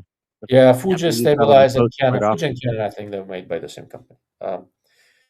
They were okay. They were not bad, but now they're kind of, getting better. So I'm happy to see it. The part I find most mind-boggling, the best use for sporting optics, the best use of image stabilization is for laser rangefinders, not for anything else. And that's Nikon tried it, failed miserably in a Nikon fashion. I'm surprised we're not seeing more of that. So we're stabilizing the emitter. Is that what you're saying? Oh yeah. Stabilize the laser. Okay. Right. So when you're trying to do laser range finding, it works much, much better off the tripod. Try to range something a couple of kilometers away, handheld. That's not very big. Good luck. Right, because you have to stabilize on it and then press a button without screwing anything up. Right. Yep. Okay. So to me, the most native application for image stabilization would be with laser rangefinders, and I'm just not seeing anybody do it. So go figure. So NX6. Did you look at the NX6? Did you guys look at the NX6? I didn't. You talked about them last week, I thought. Yes, we did. But Slavguns wasn't here. Night Force NX6? Night Force NX6, new product line from 1 to 6, 2 to 12, 3 to 18, 4 to 24, 5 to 30, 6 to 36. I just played with an NX. I played with an NX8 that came on my KDEX. But so your NX8 is not bad. NX6 is a little bit less expensive than NX8, but still in a 2,000 plus minus a couple of $100 range. So is it the most affordable Night Force scopes now? Correct. So the SHVs and NXSs are kind of going away. NX6 is going to be their most affordable. They are good. They look like good scopes. They tunneled very slightly on low power, but not by much, like 2 to 12, tunneled between 2 and 2.3 power on that low end. They look to be nice scopes. What's the price point? Sorry.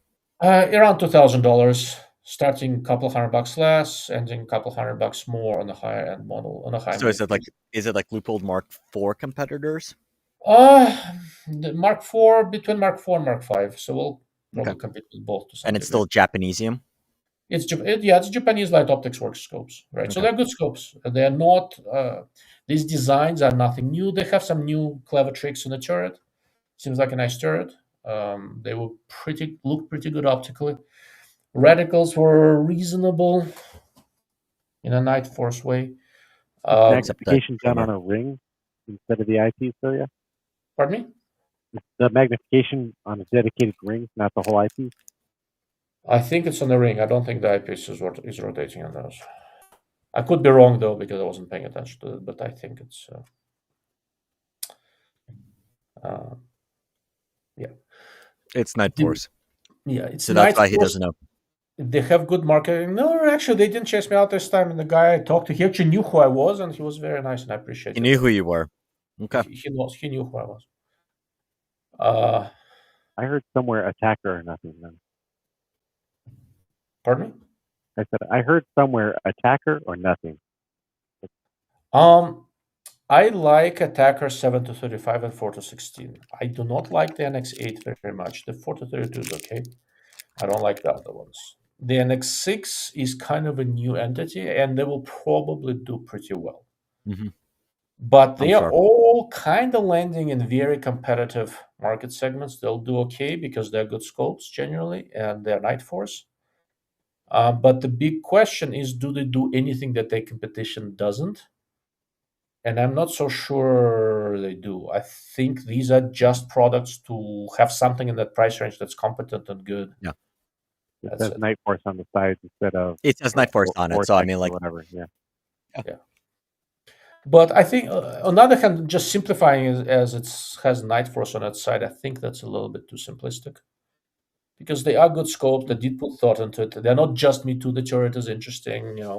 They have a new in the 2 to 12. They have a new reticle that's kind of a tree with a horseshoe for better low but power visibility. I think what Marcus was kind of like implying, and correct me if I'm wrong, is that like it's saying it's Night Force on a side, like it's not. It's going to appeal more to existing Night Force owners who are looking to add a second or a third scope, rather than trying to basically get someone who's looking at a Razor Gen 3 or a Loophole Mark 5 to But come over and get the Night Force it'll appeal NX6. it'll appeal to a lot of people who want something that says Night Force and don't want to spend the money for the attacker. Mm-hmm. I Does think it that's fall specs wise very similar to the newest Razor? They are not. They don't have anything in common with the new Razor. That design is kind of unique. But I know which scopes they are similar to on the inside. But the turrets are new and unique. And the important part is that I don't think any of those optical designs are brand new. I don't expect any reliability issues. These are well worked out designs. They're not super ambitious. The basic problem is that, again, like they are defending market share, they're not gaining market share, in my opinion. Mm-hmm. Right. So, for example, I had that question on height today, since I released the video on the primary arms 1.5 to 12 by 36. So Night Force in the NX6 line has a 2 to 12 by 42. So kind of a medium power optic that goes Yeah. against the market. And this MPVO market used to be very barren. There was nothing in it. All of a sudden, in that market, so we have these primary arms, which is really excellent. It has some quirks, we can talk about the reticle, some other things, but it is a really nice scope and very usable. There is the Element Theos 2 to 10 by 42, which is a little bit heavier, but it's really good. That's like probably the best police sniper scope in the world, very likely. Yeah. I'll have a full review of that. I'll explain what I mean. For a little bit less money, there's Steiner H6XI 2 to 12 by 42, which is very competent. The primary arms and element have those diffractive reticles, so low power, super bright, very easy to use. Yeah. So NX6 2 to 12, which seems like a very, very competent scope, all of a sudden it's dropping into this market segment that is saturated with really strong new designs, right? Developed with new technologies, with the awareness of the current market and all that. Night Force will still do well there because it is a good scope and it is a Night Force, but it's unlikely to own the segment unless the marketing people are the least like Burris of anybody else, right? So, sorry, I think I think like professional contracts play into this too. I guess that would be one of my other questions. Yeah. Is I know like different law enforcement agencies and things like that essentially have relationships with different companies already. You might see some law enforcement contracts, but for the military stuff, they use the attackers. So, and as far as law enforcement contracts, I don't know how large of a volume that market really is. And the way they introduced the NX6 line, I think it's aimed at the civilian market because it is a lot of scopes that just shoring up all possible applications in a mid-range price. See, I think like I'm not a huge Night Force fan, but I can definitely say it's going to be a very popular seller because I mean, like you should go to the local matches, you go to you go to the FFLs, and so actually I'll give you a perfect example. So I was just selling my Barrett M99, and I put it up, and I kind of gave people the choice. Hey, you can either have the Leupold Mark V, which is on the scope right now, or you can have the NX8 that I came on my KDEX, and by like pretty much everyone's like, oh, I'd rather have the Night Force. I'd rather have the Night Force, even though like image quality, everything on the turrets on the Leupold are much, much, much nicer. So it's, and like I said, you talk to like the FFLs, you talk to a lot of the people, just the fact that it has a Night Force name on it, correct, people will go crazy for it. And in this cratering economy, when gun sales are down 40%, that people still want something nice, they're going to want an attacker. They can't afford an attacker. They're going to go and they're going to get the NX8, NX6, much like Leupold did with the Mark IVs. It's like, it's a more attractive price point. And I promise you, like, so for example, if it's like in the $1,500 to $2,000 price point, when someone goes to the store, like, yeah, you can have a better design with Element, but the mere fact that it has Night Force on it, 8 out of 10 people will buy the Night Force because it says Night Force and they've seen it. I suspect you're absolutely value. Right. But I will say this, that when you are asking that question from the people who are thinking of buying your Barrett 50 cal, it's a little bit of self-selecting sample. You are talking to a small niche of shooters out there who are willing to spend money on a gun and who never shoot, right? Hey. Have you ever seen any 50 cal aficionado who actually shoots? Actually, a few of them here do. I really? There is one? Yes. There's more than one. Okay, 3. All right, fine. So come out here. Talk to the gunsmith though and see how many barrels they chamber in 50 cal every year. How many 50 cal barrels actually get burnt out? It's not an overboard cartridge, so it'll last you for quite a while. Look, I spent most of my life in California, so I knew. But I digress. But it's honestly like 50 kills, but mostly these are just hobbyists who like guns who don't shoot. There's nothing wrong with it. They fund most of this business, not love them, but correct. But anyhow, so that's the business where the NX6 I think is going to be successful. I think it's a good product line, but other than the Night Force name, it's does not stand out. It's not worse than the competition for the most part, but it's not better either. So it's a marketing game more than anything else. Moving right along. Is Meopta dying? I have not heard anything about them this year or for a long time in general. Thoughts? Anybody know anything about Meopta? So I was looking for them in the SHOT Show this year and did not see them. I spoke to their new rep last year, so they were not dead last year at SHOT Show time. It seemed like they were trying to rehab some of their U.S. market and sales here, but based off the fact that I didn't see them, that's not encouraging for that question. So they were not at SHOT Show, at least not that I'm aware of. Last year they tried to make a comeback. I'm not convinced how successful it was. They no longer have a repair support center in the United States. Meopta, larger company, was purchased by an investment group, and so they've had some restructuring. They were going for some European contracts. I'm not entirely sure what's happening with that. I have a suspicion that if they are keeping the sport optics group, it's going to be reoriented toward the military world, because in Eastern Europe right now, that's where the money is. Everybody's spending money on that. So I don't have any insight on Meopta. I hope they're not dead, but I do not have any insight on how much they can actually do in the Czech Republic. All of their more affordable stuff recently was all China. And once you do that, it is nothing wrong with it necessarily from a product standpoint. You can do very good stuff in China right now. But Meopta used to be able to stand out because of what they were doing in the Czech Republic.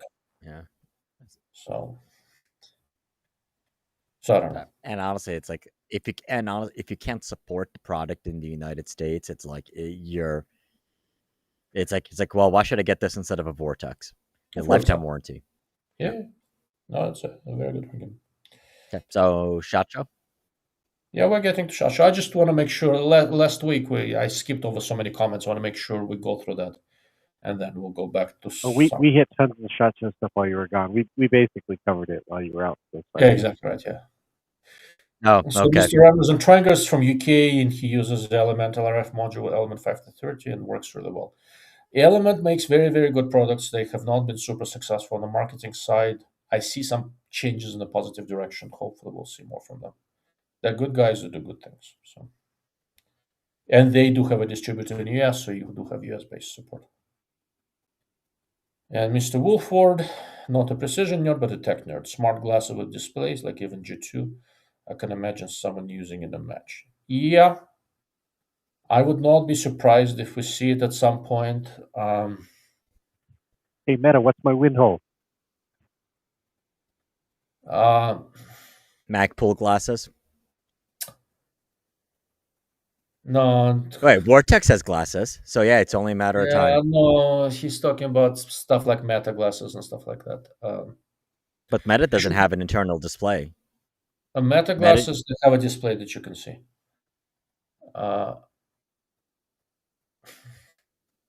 I played with them. I did not see them. So they just had the ones I played with. I just played with Meta glasses. Actually, just the camera. Okay. So it's just the cameras. Google Glass had a display, but the Meta ones, literally what they are. Maybe the first ones did, but the current Meta glasses, they're the ones partnered with Ray-Bans. They just have you can talk to them. Yeah, they can record, but there's no So for work reasons, I can't think of a good way for me to talk about smart glasses without getting myself into trouble. So SHOT Show. SHOT Show. Let's go back to SHOT Show. But there's a question that just came up about Collis binos. That's not binos. That's a rifle scope. So Collis released a new 8-64 by 56 scope for F class. And Schmidt has a 10-60 by 56. Okay. I'm like, it's an X instead of a dash. Yeah, it's supposed to be 10-60. Yeah. No, apparently it's very commonly written that way. I didn't know, but not on my channel. Sorry. They're both trying to kind of going after March's Magesta crowd, right? March kind of owns the high magnification second focal plane market, and for a good reason. They're really good at it. Schmidt 10-60 is actually quite good. They came out with it a little bit too early. They found some issues with some mounts. They pulled it all back and redesigned it. Now it's out again, and it's looking pretty impressive. Collis introduced the 8-64 at SHOT Show. They had a couple there. I looked at it. I went there twice. I couldn't find any employee to ask questions, so I just spent some time looking at it. There are two option possibilities for that. Either they all didn't give a shit because there were a bunch of Austrian guys there standing, talking to each other in German. Or they knew who I was and they didn't want to talk to me. It's another option. I suspect it's the first because they were from Austria. They have no idea who I am. Yeah. And they just had all those expensive scopes on display, not secured at all, that you can just literally walk away with. If I liked that scope, I could have walked away with it, but I didn't like it, so I wasn't tempted. So new Collis scopes with wide-angle eyepieces. The 5-40 is looking pretty good. The 8-64 a new 5-40. They have a 3.5-28 by 50 and 5-40 by 56. But they had the 5-40 by 56 already for like a little while. Okay. Yeah, for a year. They introduced it last year. And that was looking quite good. The 8-64 did not impress me. Image quality, best that I can tell indoors, was not as good as the 5-40. It didn't have illumination, which for an ultra-thin reticle like what they were doing is kind of odd. It is a second focal plane reticle, though. So I don't know what they're thinking. I hope production models are going to be better. Didn't they update the 5-40, or they did something to the 5-40 this year? I could have sworn like I saw. Yeah, there are some stuff, some modifications, some other crap, etc. Yeah, Phil Vallejo was talking about it. It looked pretty good. The 8-64 did not impress me. It's the advantage it has is that wide-angle eyepiece, so very high magnification, have a little more field of view. But for the market they're going after, I'm not convinced they care. It's a very static market. like it's a paper target, 1,000 yards away, right? So I don't know if that makes a big difference. The Schmidt is good, so they might kind of offer a viable alternative in the high magnification world to March. Callas, the scope I saw, I don't think it was as good as a Schmidt to March. So, and finally, this gets us to what we should be talking about. Was there anything that stood out at SHOT Show which makes you excited? So I have to kind of apologize. I spent all my time at SHOT Show looking at optics, and I still didn't see them all. I barely looked at guns, just a little bit, not too much.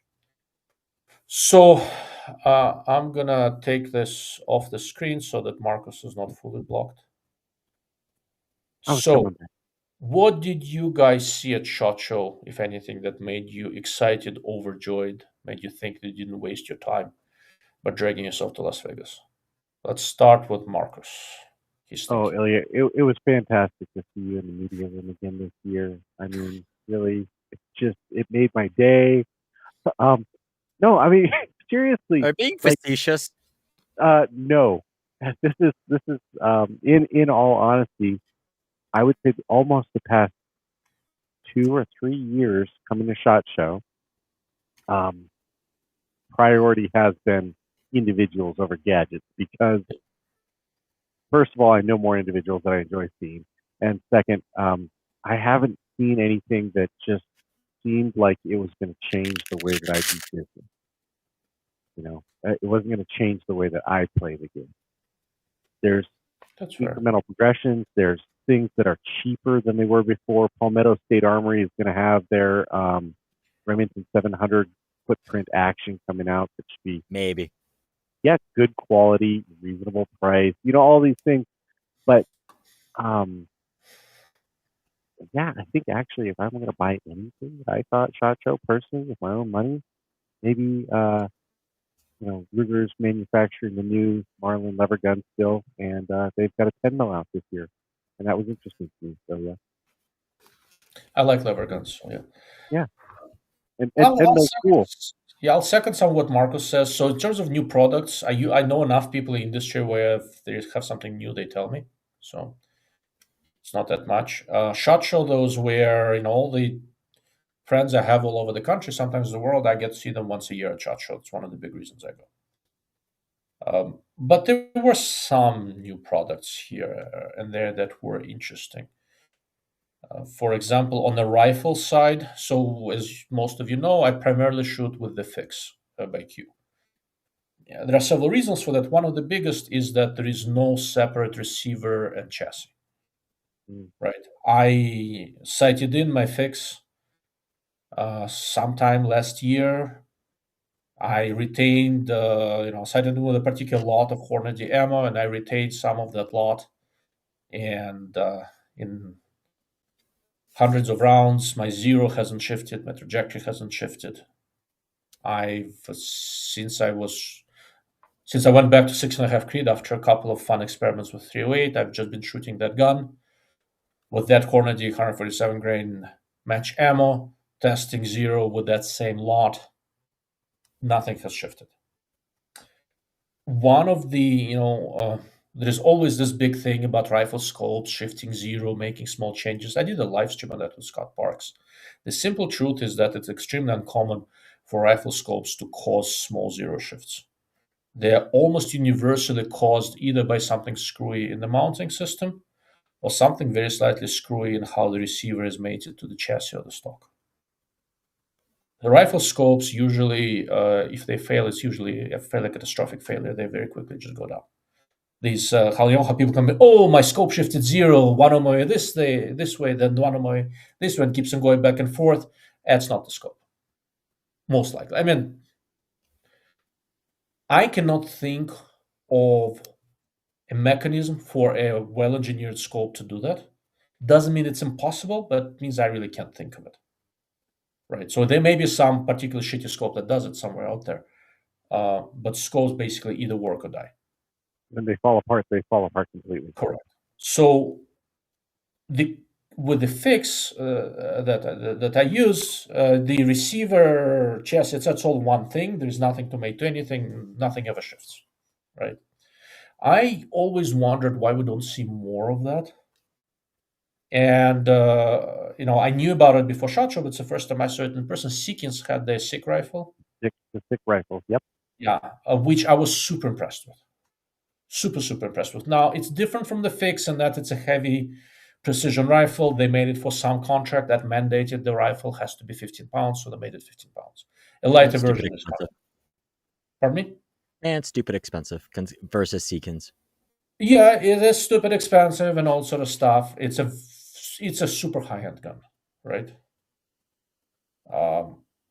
Really cool, very nicely modular. You can swap triggers without tools. You can swap magwells, cartridges, barrels with a very simple tool. Everything returns to zero, and there is no action to chassis connection to screw things up for you, right? I think it's not a revolutionary thing, but I think it's a worthwhile innovation, and I'm surprised I don't see that more. Now, does it mean I'm going to stop shooting all my more conventional guns? No, I still love them all. But stock chassis integration into one receiver is a legitimate path forward. Okay. Yeah, you don't have to glass set it when there's nothing to bed. Exactly. Or you know how many rimfires I've seen that totally screwy, and then you go mess with the torque on the action screws, and then they start shooting. That shouldn't be an issue, but yeah. Oh, it is legitimately an issue with quite a few guns. Yeah. Right. So it's a legitimate thing, and I'm happy to see somebody more mainstream like Seekins. They're not that they're mainstream, still high-end guns, but Q is a very niche, ultra high-end gun, right? Seekins is arguably more common name, although Q is definitely growing substantially. Can I put my plug in here, Ilya? Absolutely. I released the show with my interview with Maddie from Seekins. Oh, you did? On Tuesday, so 2 days ago. So anybody's curious to hear more about the Sig rifle and the development and all. Yeah, you should send me a link when you release a show. Matty. So for those who know, Matty at Seekins is a good dude, fairly serious shooter, really good shooter. He does a lot of marketing and stuff like that for Seekins, and he's an interesting guy. And he's a teacher by spirit, basically. I think he likes to educate people. Yeah. So he's good dude. So what else? One of the things I thought was really cool at SHOT Show is all this release of laser rangefinding binoculars. One of the, on the optics side of things, one of the parts of it that the whole industry is kind of grasping at the edges of, trying to figure out how to do it best, is all this electro-optic integration with scopes, binoculars, spotters, you name it, how to integrate electronics into these optical systems so that we gain something and don't lose anything. Right. So a lot of binoculars even are getting better and better and better. And sometime later this spring, you'll see probably all of us here standing and talking about the tracked LRF binoculars. Right? Why tracked? Well, a bunch of them were introduced, and tracked is a couple of grand. The Leupold is like 3.5. Apex is 3. Tracked is doing pretty cool things. Apex is 4. Apex is 4. Sorry. Yep. So Tracked is going to get out there. Tracked is a small brand, and I'm very happy for them. I think that binocular is going to kick ass. A ton of people are going to buy it. The big interesting thing is going to be whether Eagle Ballistics is going to be able to sustain the market or not. But it's looking pretty good. So, yep. So that's going to be interesting. These are the kind of things that I saw at SHOT Show, but all of these are evolutionary changes. I didn't see anything revolutionary. So, Mr. Slavguns, what did you find that was interesting at SHOT? So while I was listening to you guys, I was going through my SHOT Show badge and pulled the cards. So I had to kind of remember, it's all a blur. What I'll basically say is, and sorry for this very intimate lighting, it's because we've been on for 2 hours and we're just starting to talk about SHOT Show. So my key light here, the battery went dead on it. So I'm not trying to make it like more dramatic than it is. Oh, But these I all would these say, 2 hours. So one quick second. So those guys, I think there's one guy on locals. Locals is gonna crap out after 2 hours. YouTube, Rumble, etc. are still gonna be running. So if we're still here, you can. and it looks like more and more Another people are channel. joining on YouTube. So Yeah. I digress. So honestly, like my biggest takeaway from SHOT Show was towards the end, I'm like, if I see one more suppressor, I'm gonna go nuts. So obviously, I think it was something that we expected. Yeah. With the tax stamps the tax stamps are still there. You're just not paying $200 for them. Mhm. I think I saw more suppressors from companies that I never expected. I have a bunch of videos with them. I'll talk about a couple of them. I would say honestly, the one standout, not that it was like amazing technology, but rather the price point they were delivering it at. The Lyman suppressor. So Lyman, the reloading people, But they're they bringing it from Europe. They're not making it themselves. no, they are making it themselves. They licensed the technology from Europe. Oh, okay. So for Lyman, I mean, it was easy to make because they have all the machining and engineering Mhm. and all that stuff. So they licensed a design from a company, and now we're actually expanding it to multiple calibers and all that stuff. But here's the kicker: a rimfire can 179, a centerfire 30 cal can between 279. I'm sorry, between 279 and like 350. Okay. And some of these designs were actually kind of like the old ABs that had like over the barrel types of like Mhm. designs. So Reflex design, yeah. yeah, it was a reflex design. It was, and I shot them, and it's like, look, it's not going to be the quietest can.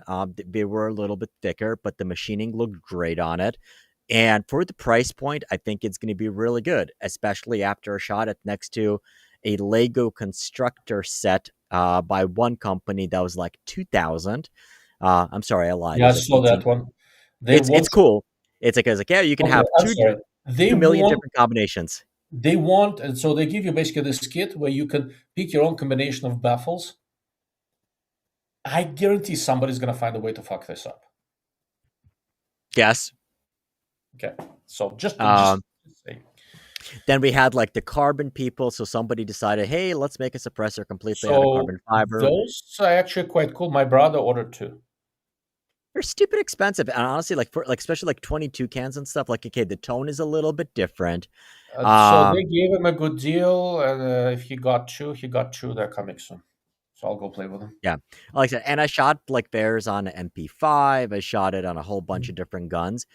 And looks like I'm not a suppressor snob, but look, it's like if you got to be a moron not to be able to suppress a 22. And it was like $750 for a 22 can. It's like you're out of your freaking minds. So Meanwhile, CGS had a carbon fiber tube type can. Granted, the baffles weren't carbon fiber, they were aluminum, but it was like 350. So So the interesting thing with the carbon fiber stuff, the pistol suppressor was stupid light, and it potentially yeah, introduces you to shooting with a handgun suppressor without needing to deal with pistons and all that. correct. So Yes. that's interesting. Yeah. Like honestly, like for me, like this is the second time I think they were at SHOT Show. Like I've Yeah, definitely seen them before. yeah. They just kind of like came off a little sleazy. I'm like, it was weird. Like, so we'll see for stand around. But then again, the whole suppressor world, it's like when you have Yeah. tiers of like professionalism, you have gun companies, optics companies, suppressor companies somewhere under the table, with the exception of Silencer Co., Dead Air, and one or two others. But it's like, I mean, like I've seen suppressor company owners go up a SHOT Show to a competitor booth and start screaming that their products were crap right in front of our booth. It's like, it's nuts. But YHM actually, so they have the salvo. I'm sorry, they had the 12 gauge suppressor last year. This year they released a 20 gauge suppressor. Mhm. So I think Interesting. this is actually the first one specifically for 20 gauge.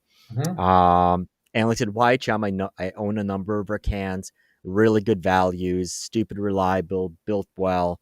So that's suppressor stuff. Gun wise, from the range. So we're talking about Seekins. I think I gotta give Seekins a lot of credit, in part due to PRS. you have the whole factory division, so the factory or the base class, and it's almost like for a lot of people, it's like, okay, you need to have a gun that's built for it, so you can compete in that division. And to some companies, it's almost like a loss leader. And for Seekins, I would say they were one of the leaders in getting a semi-custom type gun at almost factory-like prices.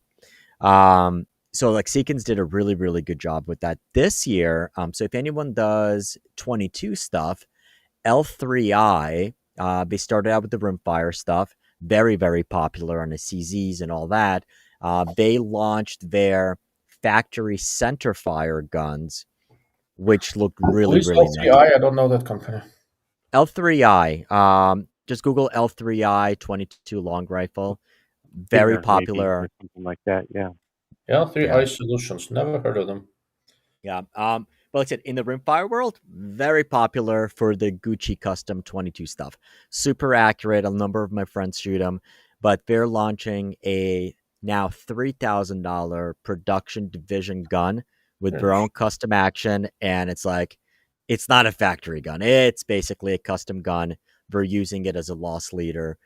So I'm really looking forward to those types of guns. CZ600. I shot it again at SHOT Show, so I did like 4 or 5 videos. I owned a CZ600, super accurate, but it had issues. They had recalls. Now they have the CZ600 Plus. It's not just Sig, okay? Say again? It's not just Sig that has recalls. Is that what you're trying to say? Oh no. So CZ has different issues, but this was like actually like there's not going to talk about it for half an hour. But CZ600 now they have the Plus. And they're actually available in MDT chassis, and that's going to be a PRS factory type gun. So MDT chassis, CZ600 action, the new, it's a hybrid controlled round feed action, and I think for $2,000 or so, this thing will shoot lights out. So I mean, even the factory gun in the cheap polymer stock shot 0.4 MOA for me. I'm really excited. And like I said, going by with the chassis, they solved the issue with the cheap plastic polymer mags. Now you can use AI CS mags on there. Really excited about it. So hopefully I'll get one on the channel soon. Since we're talking about controlled round feed actions, Franklin Armory, I would say the most revolutionary thing. I mean, their marketing pieces, we're talking about it. So, honestly, what was revolutionary about? Because I looked at it very carefully.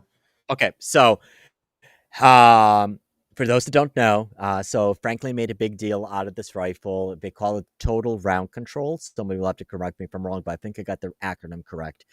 And I did not shoot it at SHOT Show because I went to their booth. I went to their booth and there was a line and I don't wait in line. So I sent my minions to go shoot it and they basically said, yeah, it wasn't great. I did play with it at SHOT Show itself. I didn't. So the concept is it's a controlled. Okay. I'm polite. So apparently it did have issues at range day. I did play with it in at the show itself, and apparently I'm supposed to be getting one. So we will play with it as soon as we have it available and really put it. So did you look at what is revolutionary? The concept. I did not say it was revolutionary. I said it was marketed as revolutionary, but in essence, he's cutting me off, but I'm getting to it. So it's a control round feed action that you can safely top feed like a push feed action. Okay. So that's what it is. That's what the product is. They've existed before. Okay. Mauser you cannot top feed most other controlled. Well, no. I'm not saying you can't. I'm basically saying it causes damage like longer term to it. So like the Ruger Hawkeyes and all yes, other controlled round feed like them with just stuff. Hawkeyes, yes. I'm not sure about the Winter. That's a Mauser style claw. American Rifle Company, Zermatt Arms, like all these guys have controlled round feed with mechanical ejector, that you can single feed, and it's not overly complicated for no reason, and it feeds smoothly and properly from the magazine without having your extractor dig into the case Those are tank, niche. which is Those are a thing. niche. Which I'm just And saying, Franklin Armory I stopped did me. shoot it. I did go and wait in line and shoot that rifle, and normally Yeah. my mom is right when she says if you don't have anything nice to say, don't say Yeah. anything at all. So I mean, I'll honestly, stop now. yeah. I was But not brought up by your mother, so I'm gonna say a few things yeah. when he's So done. no, I mean, like I kind of get it. I mean, I definitely so like I said, there's two products that were hyped up a lot, and they weren't like I don't think they met the level of hype. And actually, honestly, going back to the CZ600, that was exactly the problem. They hyped it up with all of these features, and then they released it with those features, and then they did a recall, and they couldn't come to it. So, I personally cannot judge the product because I did not shoot it at the range. However, when I played with it at the show, it's like, okay, I get it. I get what it's about. It's definitely not priced to like the same base levels. But it's interesting. I will say Franklin Armory, I'll let you bash them later on. Franklin Armory, they also was cool, is they partnered with Angstad Arms on the 1022 clones. So they're putting together a package which is very attractively priced for a Ruger 1022 clone in decent stock. So they use the number Magpul stocks. They have other configurations with an integrally suppressed barrel and binary and non-binary triggers. And then Angstad Arms is separately selling those integrally suppressed barrels, I believe, for only about $200. So I think that was like something that was really interesting to me. Like I said, the other interesting part is, and I'm not sure it's 45 gap, but it's cool. By 45 gap, solution in search of a problem. I freaking love 45 gap, by the way. Rise Armament, they hyped up a new trigger. So basically, I was really hoping it was like, okay, like after last year's MDT thing. Oh yeah, so MDT electronic trigger. Yeah, we're back to the drawing board on that. But so Rise Armament, they hyped up like a new revolutionary trigger, at least in the marketing material to content creators. I was hoping it was like a precision rifle type stuff. And honestly, Rise Armament makes pretty nice triggers. They had the iconic trigger and so forth. So this year, what they did was they created an AR trigger. I forgot what the name of it is. It's somewhere there. We're getting one or two for the channel. But it solves a couple of issues for AR guys, especially if you play around with configurations. So it's a drop-in trigger that you do not, number one, you don't need any tools to install it. And number two, you don't need to remove the pistol grip, the safety detent, the safety lever, or anything else like that. So the cassette that it's in, it's designed that you can just drop it in without having to remove any of that.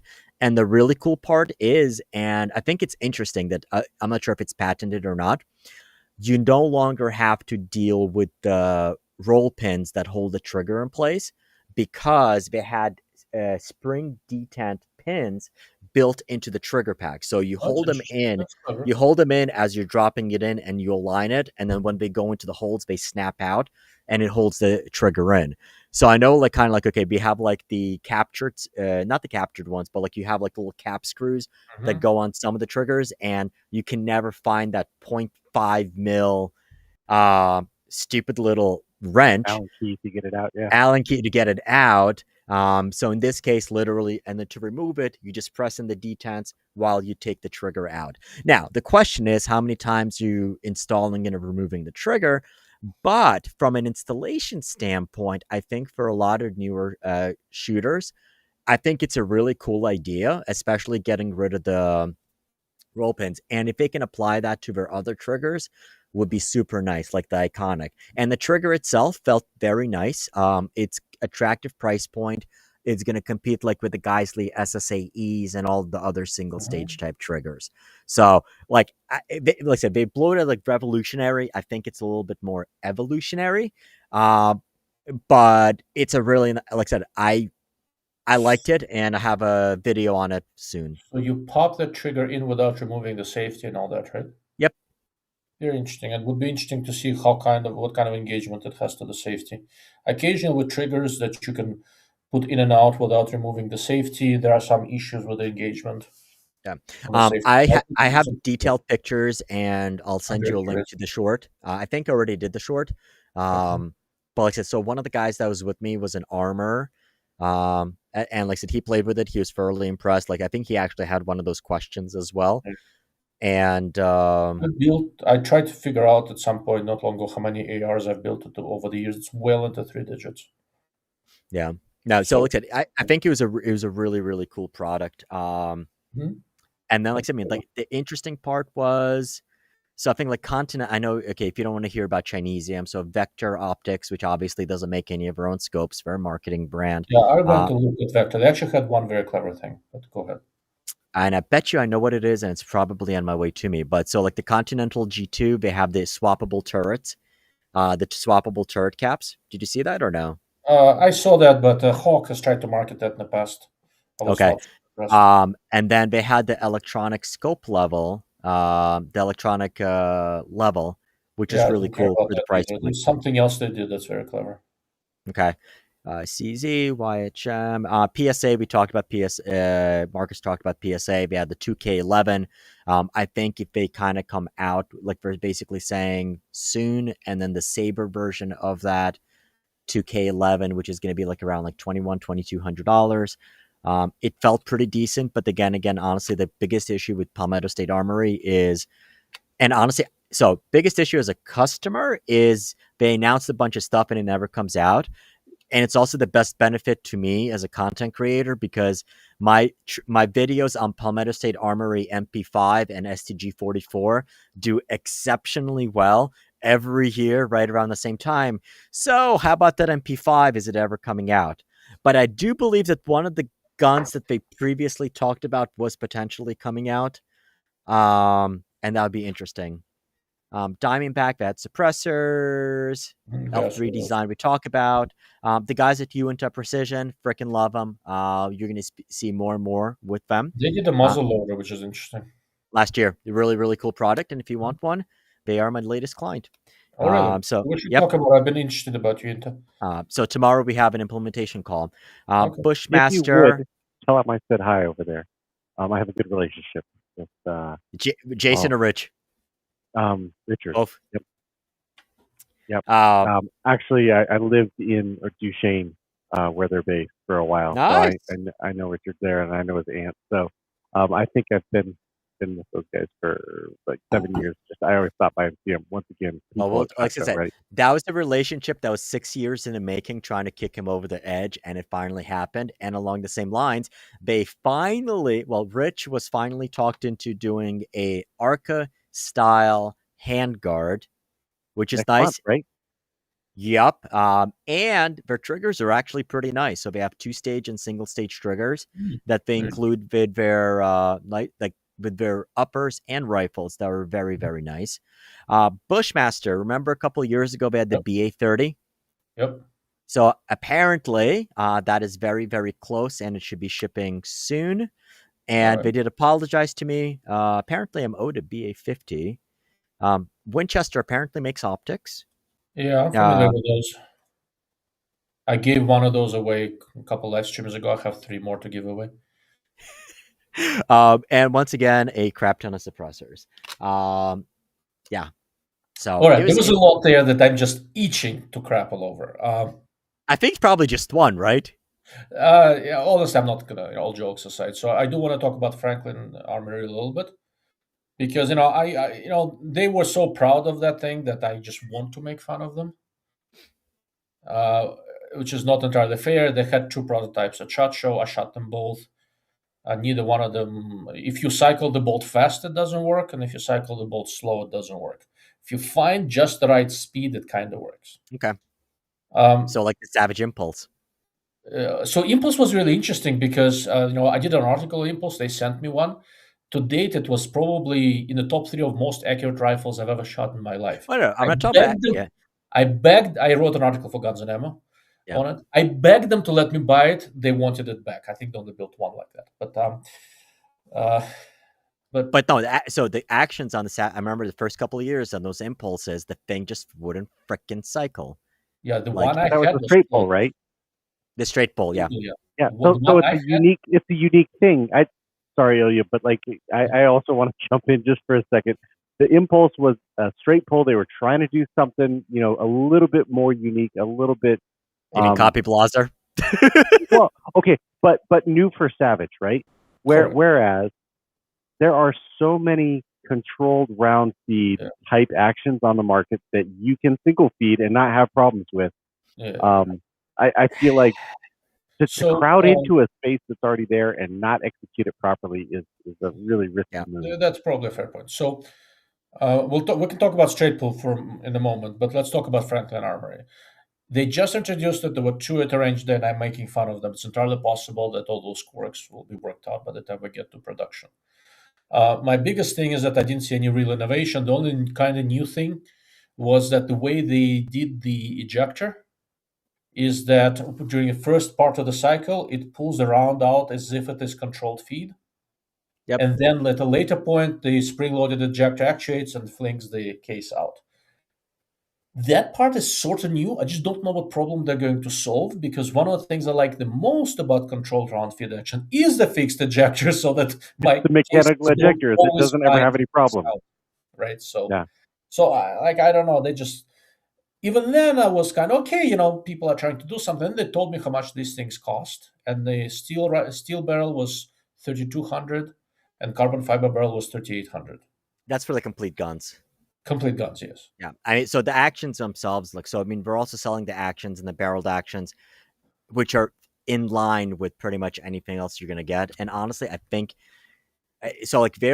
when I spoke, they're more than happy to do just focused on the barreled actions rather than the complete guns. They should, because for $3,200 to $3,800, I can get the fix from Q that walks all over that Franklin Armory thing, left, right, sideways.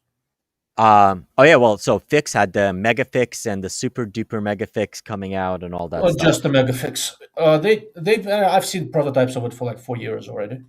They're trying to work out the magazines and all that. Honestly, I shot it though at range day though, and it was rough. It was cool, but it was rough. That's why it's not out yet, right? Yeah. No. So actually, on pricing, I agree with you. $3,200, $3,500 is a lot of money for a complete gun, but the barreled actions were in the. So the action was $1,200, I believe, which is right in line with every single type of semi-custom action, and the barreled actions were right around $1,800 to $2,000. So the pricing on that is not that bad. We'll see how they do, right? I'm not optimistic. It's gonna be a niche item. It's gonna be a niche item. Yeah. Can I make a point here really quick? Of course. For $1,800 or so, right? That $1,200 to $1,800, you can buy a top tier action from a company that has been producing rifle action correctly for years, that has a really good track record, and is not trying to execute something overly complex for virtually. But to your point, no return, no reason. But here's the thing, though. This is gonna there's a difference between a good product and a commercially successful product. True enough. And Franklin knows how to market the product, and this is why you look at, for example, Night Force versus Element. Even if Element might have a better product, Night Force is going to, like I said, the guys behind, and I know some of the guys behind Franklin and that whole parent company, they're going to have this almost as a, have I told you the Exodus story behind it? Or why they created the gun in the first place? Not a clue. No, but I want to just say one thing really quick about Night Force. They already have a loyal brand following in the scope market, whereas Franklin does not have any following whatsoever in the bolt action. Correct. And very unlikely to develop one, but okay. So I won't weigh in anymore. No. Like I said, I completely agree with you that there might be better product, there are better products out there, but I think almost to a lot of the people, it's irrelevant because the people that are going to buy the Franklin Armory TRC rifle are not going to be looking for a complete solution. It's going to be the same people that buy Barrett 50 cal for the most part. I was about to make that point. There's going to be a bunch of people who spend money but don't shoot. You're right.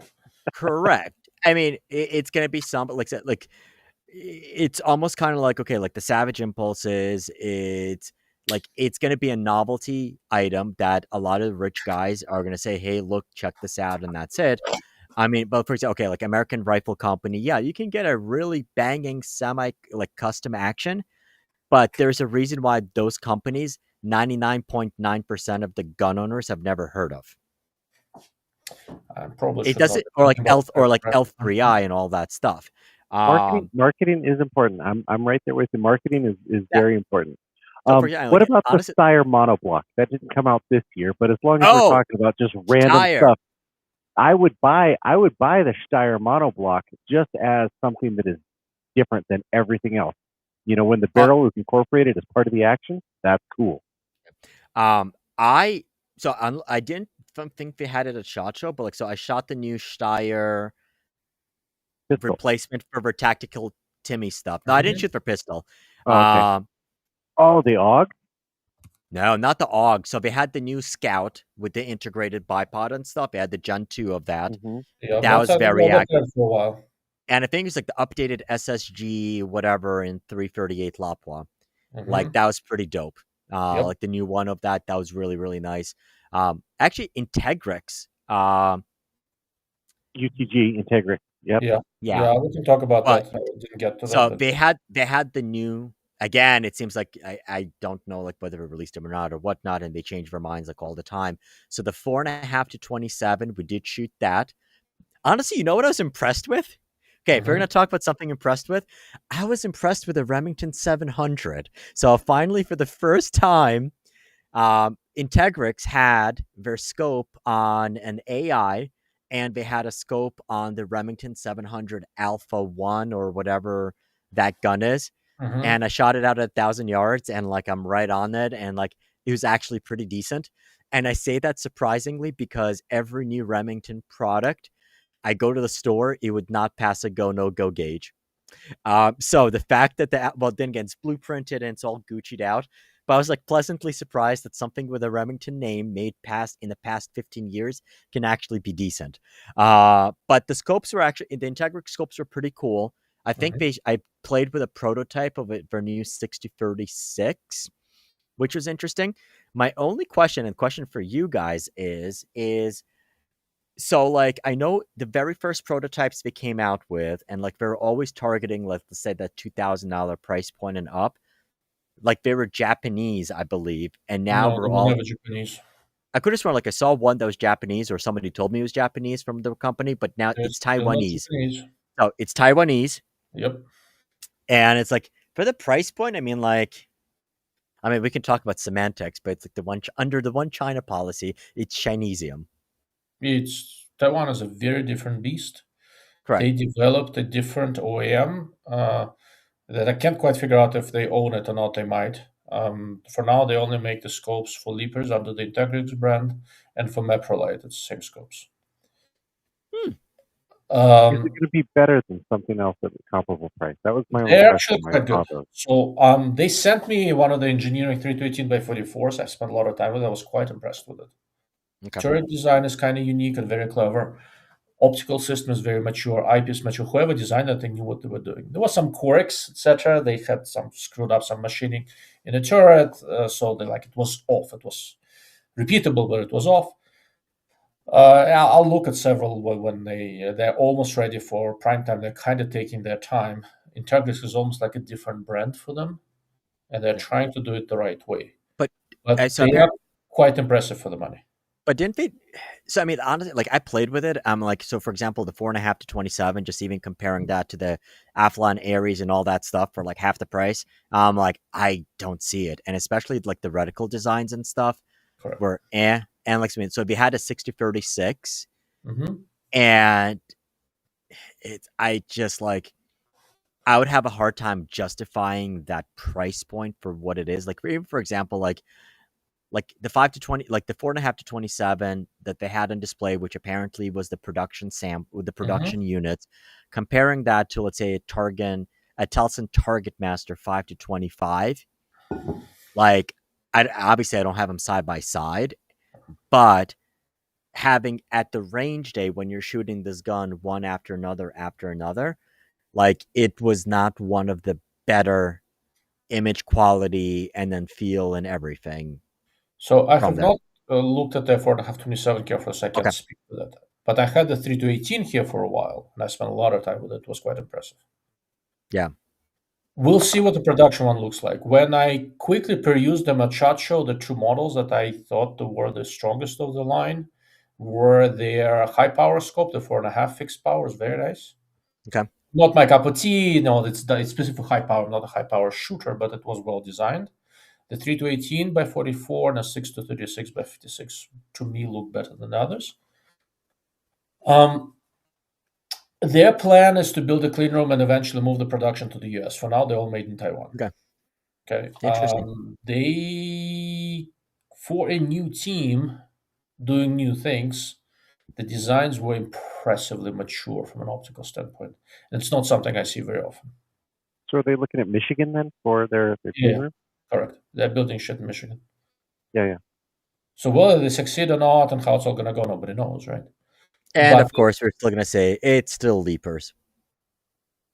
You know, my whole career with rifle scopes started with leapers, right? The first scope I ever bought was leapers. Yeah. It promptly fell apart, and that's what prompted me to go look for information online. And fast forward, almost 30 years, here we are. Integrix look to be leapers have been more upmarket here and there. The machine stuff, the UTG Pro, that's made actually quite good. And this new Integrix line of scopes is taking them to kind of a mid to high end, mid. Yeah. And with what promises to be very competent products. Yeah, but I mean, and like I said, it could be a really, really good product. But I mean, once again, look, when you're going into this market, Vortex, Athlon, it's like, okay, I'm not arguing with you, market is going to decide. Yeah. But from what I've seen performance-wise, they're competitive. Cool. So, and that's something. So there's a kind of question here I want to address and talk about a couple other quick things. So there is this question whether Schmidt's still doing Euro versus American version of their scopes. The difference between them is the field of view. American ones have constricted field of view because of a patent owned by Swaro. That retarded patent, there are several different versions of it, 7 sub-patents and all that. I don't know what's called, not sub-patent, but... Yeah, when is that expiring? Yeah. They're expiring, depending on which one you're talking about, between June and November of this year. So I suspect that for the remainder of this year, Schmidt is still going to have different field of view versions. And then starting end of this year, beginning of next year, the field of view wars are going to start. Everybody and their grandmother, I think, already has a wide angle eyepiece somewhere. Yeah. So the prices on Kalas are going to drop like a rock. Well, Kalas is a good brand. They've been there longest. They have their fairly dedicated audience. I'm sure they'll be fine. But on the other hand, they'll have... Look, Kalas is a great scope. I'm still shooting at tangent range, so I can shoot with anything I want. So basically, a Razor Gen 3 with the eyepiece of a Kalas, with the field of view of a Kalas. So Razor Gen 3 is already violating that Swarovski patent, and Vortex is basically ignoring them. So Theos is violating that patent. A bunch of Japanese scopes violate that patent. Just Swarovski doesn't complain about it. Why, for sure, I don't really know. I suspect they know that in Europe, right? So they went to court with Leica, and that patent was invalidated. Oh. That's why in Europe you can do the wide angle, and in America you cannot. So in America, Swarovski very carefully made sure they don't go after anyone who is actually going to go to court with them. And since they know that Vortex has enough money to hire more lawyers than Swarovski has employees, they wisely chose not to sue them. Well, no one wins in a lawsuit, besides the lawyers.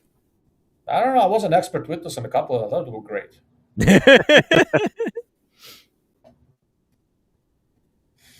I enjoyed it very much. Didn't have to go to court, just had to read a bunch of patents and say all sorts of inflammatory stuff about it. I thought it was awesome. Learned a lot. So going back to SHOT Show. So I did also look at the CZs. I thought they were interesting. Integrix is very interesting. So when you look at optics companies coming into this, right now we're in a down market, and not all of them are going to survive, right? Some are going to fail, some are going to survive. The ones who are going to survive, who are well funded enough to do so, well, they can catch the updraft when the market recovers, and they can do really, really well. Integrix, because it is essentially a daughter brand for Leapers and UTG and all that, is well funded, and they have the resources to weather market fluctuations, do things the right way, and come up with a good scope. And they kind of seem to want to. So we'll see some changes. We'll see some, but they're one of the companies that can be really a force to reckon with. The company that's already uses primary arms, because primary arms optics is where they make a lot of money, but primary arms is also a major distributor retailer for a ton of firearms related stuff. So they're very well funded. They built a clean room in the US. They're making those HTX red dots in the US. They're excellent. And this new PLX compact line of scopes that's going to hit in production this year is very, very competent. And again, primary arms has the funds to weather whatever storms the industry brings in, and they have an engineering team, and they're doing cool things that are just their own. So of these companies over the next year or two are really having their major coming out party. I will say this, for example, for low power variables, in terms of overall design, eyepiece design, and really understanding the market, Vortex kind of owns it. Everybody else talks shit, but Vortex kind of owns it with the Gen 2 and Gen 3 razors and AMG now. The only company that's really going after them the right way is Primary Arms, and has a good chance of making life very difficult for Vortex. Yeah. So we are going to see new players, and it's one of the things I was, kind of very interested in seeing, because some of the larger players we have now get smaller, and some of the small ones are going to get bigger. And if I had to pick names, I honestly don't know. Well, Primary Arms is good; is growing by leaps and bounds. I think Integrix has already. So it's interesting you say that. So as an affiliate, I've covered a lot of primary arm stuff.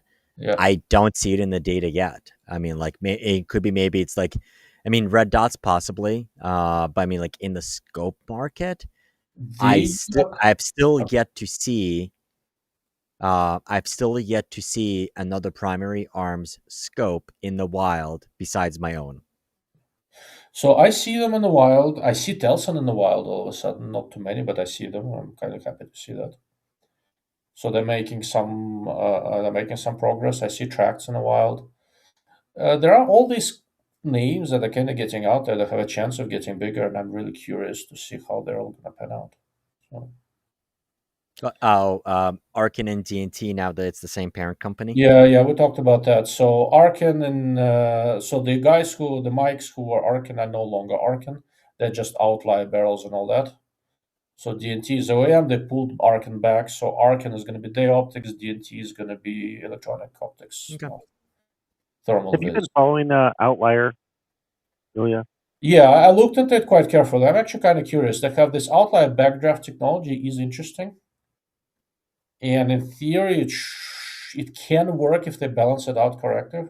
The physics works. They're basically utilizing something called adiabatic expansion, if you remember your high school chemistry class. Also like adiabatic lapse rate? Is this similar? Something like that. So basically, they've got a barrel. It's sleeved. There's a gap between them, right? Metal, like a structured barrel. It's not a structured barrel. That's very different.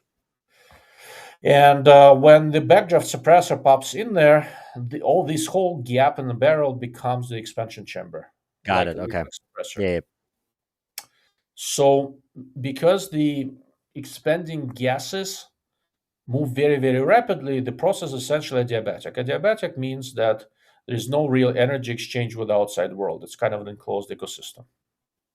And then the way the basic gas equation works, pressure times volume is equal to a constant times temperature.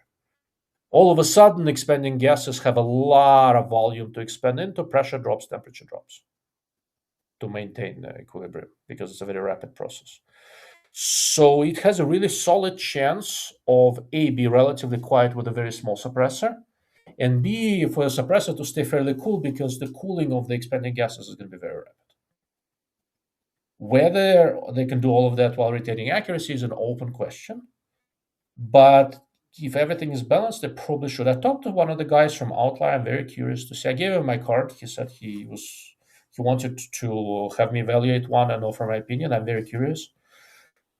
I hope he will follow up. I don't remember his name. I can probably figure it out, but so we'll see. And they It had is a an clever action out idea. last year as well, didn't they? They talked about it last year. I looked at it a little bit. I didn't pay a huge amount of attention because there was a whole ARC and DNT thing happening. I just didn't want to be in the middle of it, to be blunt. Now that Outlier is completely separate from all of that, I'm a lot more interested.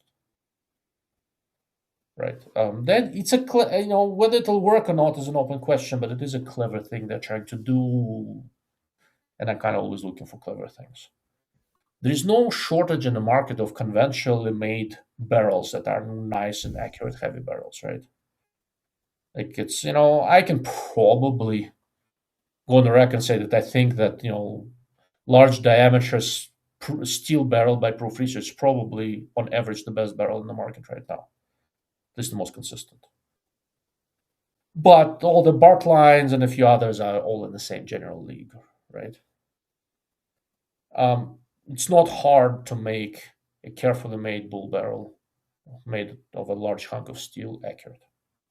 The innovation Proof is doing right now, they're going variable twist again, and it's going to really be helpful for high pressure cartridges. So there are some clever things happening there. Still, Variable, you mean like a gain twist? Correct.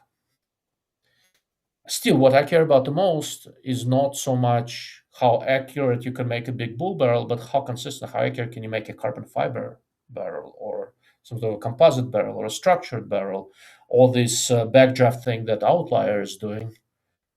Because there is some real innovation there that if one of them truly clicks, becomes relatively easy to manufacture, it's going to change the market. Right. So these are the kind of things that I'm interested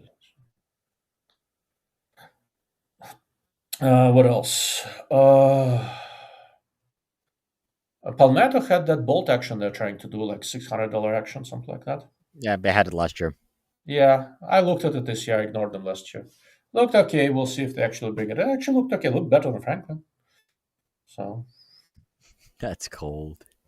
That's accurate. By that, do you mean it looks better than Franklin, considering the fact that it's $600 instead of? No, it looked better because it's like cycled and everything, and oh, right. Did they actually have it at range day? I don't think anyone's I don't remember. But just cycling the action, it actually felt like an action. Franklin Armory, made me exercise, and I'm 300 pounds, and I was tired. Okay. So, like I said, the one that I played with at the actual show cycled really smoothly. It felt really, really nice, and all that stuff. And it's cool. And it's a cool Exodus story. I mean, like it's a cool. I'm sorry, Genesis story for it. Look, I wish them well. If they make it all work, I will come and stand in front of the camera. I did give him a suggestion. I did give him a suggestion. They should take a couple of rifles and go shoot an NRL Hunter match. And they were actually planning on doing that. They should. They can send me one. I'll shoot it. They should come to our match in Montana. Yeah, I'll do it. Look, I shoot matches locally here all the time. I'm shooting a PRS match here on Sunday. So the way I usually do this, I'm trying to shoot all my 2-day Hunter matches and stuff like that with the same gun. I shoot it with the fix, and I'm not changing anything there. For the local 1-day matches here, we have 2 per month. I'm doing something different every time. So that's where I test gear. So. But you should come and shoot a Hunter match in Virginia, May 2nd and 3rd. Yeah. So I mean, honestly, like in the Northeast, there's really no NRL Hunter matches. I mean, and I like Travis and all that stuff, but I'm like, there's just like no matches around in this area. So I'm glad that they actually have one. I would definitely love to try it.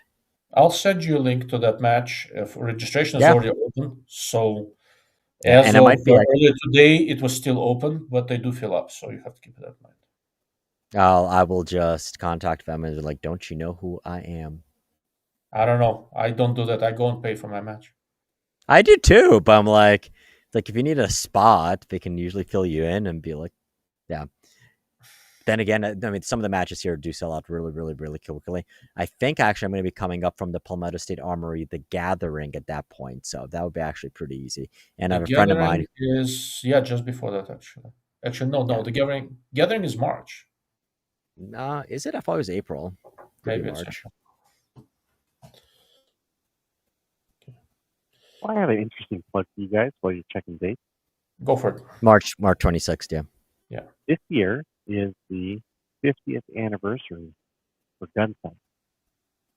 Of what? For those of you that don't know, Gunsight is pretty much the original Gunsight Academy.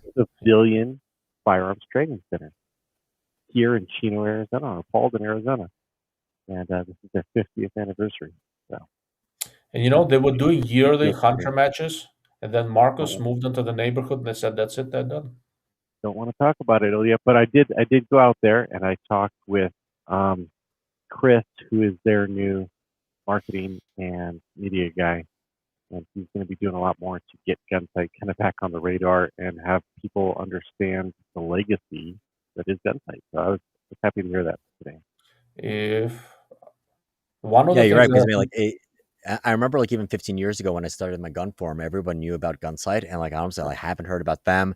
And then the old Prairie Fire, which is now Staccato. But yeah, Gunsight, you don't hear much But about it's it not all. even the same caliber. I mean, the 4 firearm safety rules came from Jeff Cooper, who founded Gunsight. I mean, it is the and it is an mecca. impressive facility. I've been there, once a year ago. I will say this, talk to them. Look, one of the things I keep on wanting to do is go take a class at Gunsight, talk about it, do an article Well, on come it. up in April, Ilya. Come up in April. In April, I'm shooting Laramie, and then I'm going at the end of the month to DC and shooting in Virginia. April is rough. Okay, well, I think it was April 27th. Are you teaching there? No, I'm not teaching there. I'm just helping cover some media stuff for them on one of their intro to rifle classes. So April 28th is when I'm flying to DC. So. Yeah, no. You'll be shooting your match. I'll be taking a class. Maybe someday we'll catch up, and if I take enough classes, we can squat up together again. So all I got out of this is Marcus has really good excuses to avoid me. Except for when I bump into you in the media room, apparently. Except for that, yes. Right. Well, in media room, there's a lot of witnesses. You clearly feel safe there, but yeah. That's it. Anyhow, no rifle, so we've been at it for no almost live 3 rifles. hours. Let's go back to SHOT Show. We have for the last few minutes. Let's think about, is there anything else you guys saw that stood out you thought was worth mentioning? I have one other company that I'm going to be talking with more this year, and that's Geissele. They are cutting their own barrels, and of course they released their bolt actions last year, and so I'm interested to see the quality of the barrels they're cutting in-house. They probably bend like their rails. Sometimes those banana barrels still shoot good. Geissele is a complicated company. It's been sort of hit and miss for me, but yeah. Well, they had those optics too. I remember they launched their that was strange. Just like Brownells. Yeah. So the only other thing, from SHOT Show that really stood out, but it's not a new thing. Like their boombox, Q's boombox. I think it's the best large frame AR in the market today. They did some really clever things with the handguard and with port pressures. It's a really clever gun. They're doing a 6.5 this year, right? So the boombox, the next one, they had the SBR version out for a little while now, a year or so. Next one to come out is going to be a 16-inch barreled version with 8.6 blackout, and then they're going to add 6.5 Creed and 308 to that. And then there'll be a couple other versions here and there. So, but that's an impressive gun. Not cheap, to put it mildly, right? They cater to a very specific audience, very high end. It's an impressive gun. Him. So do people that buy the boombox shoot their guns? Oh yeah. So gun that gets spot and not shot.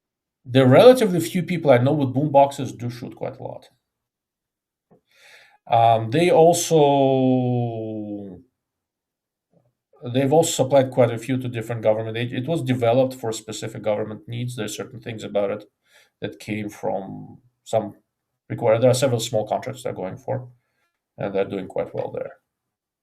The real innovation with boombox, other than they re-engineered the bolt, re-engineered a bunch of things. It's essentially the size of an AR-15, and it's a larger frame cartridge.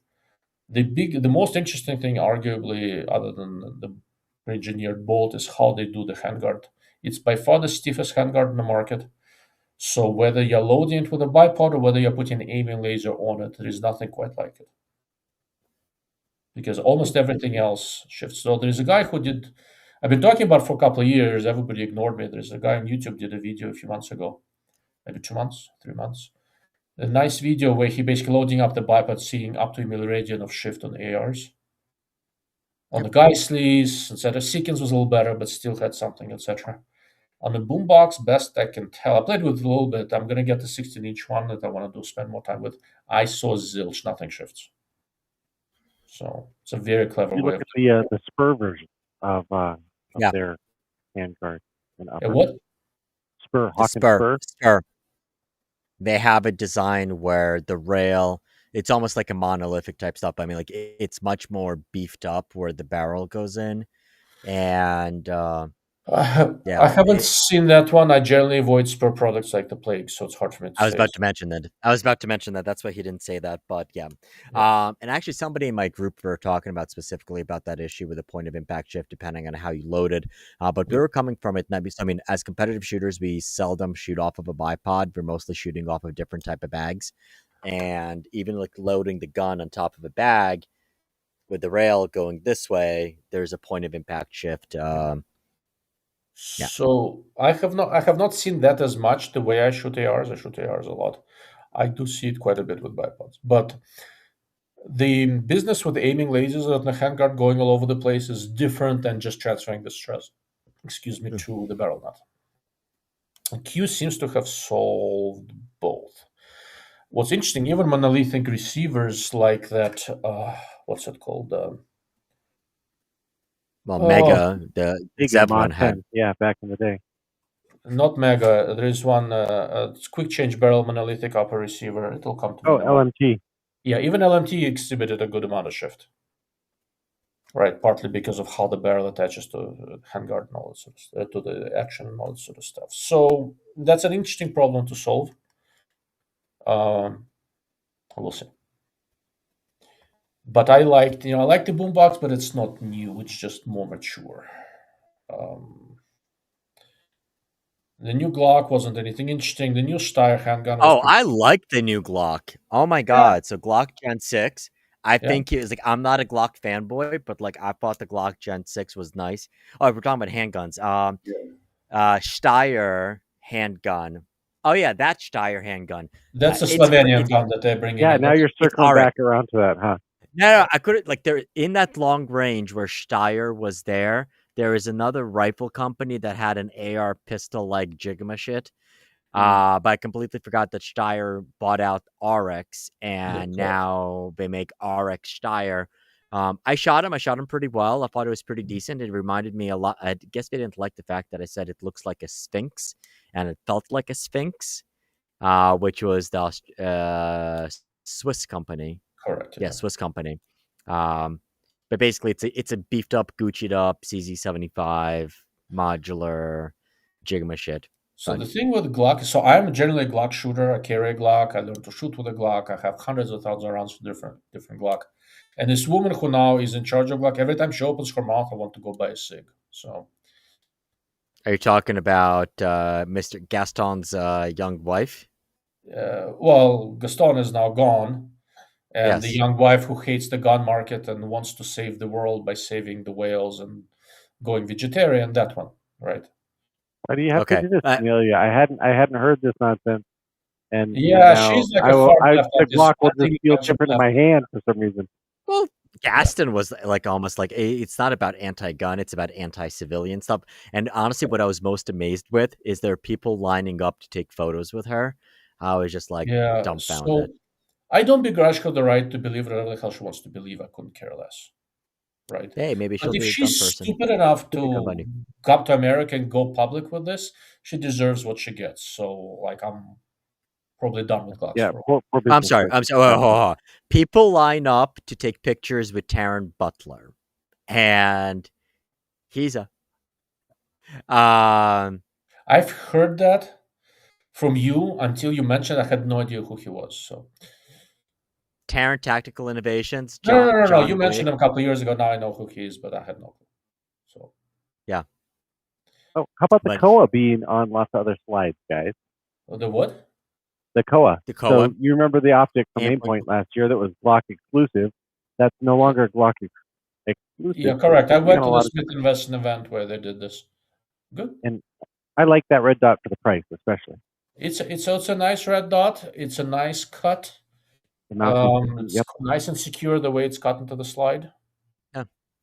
But here's the thing, right?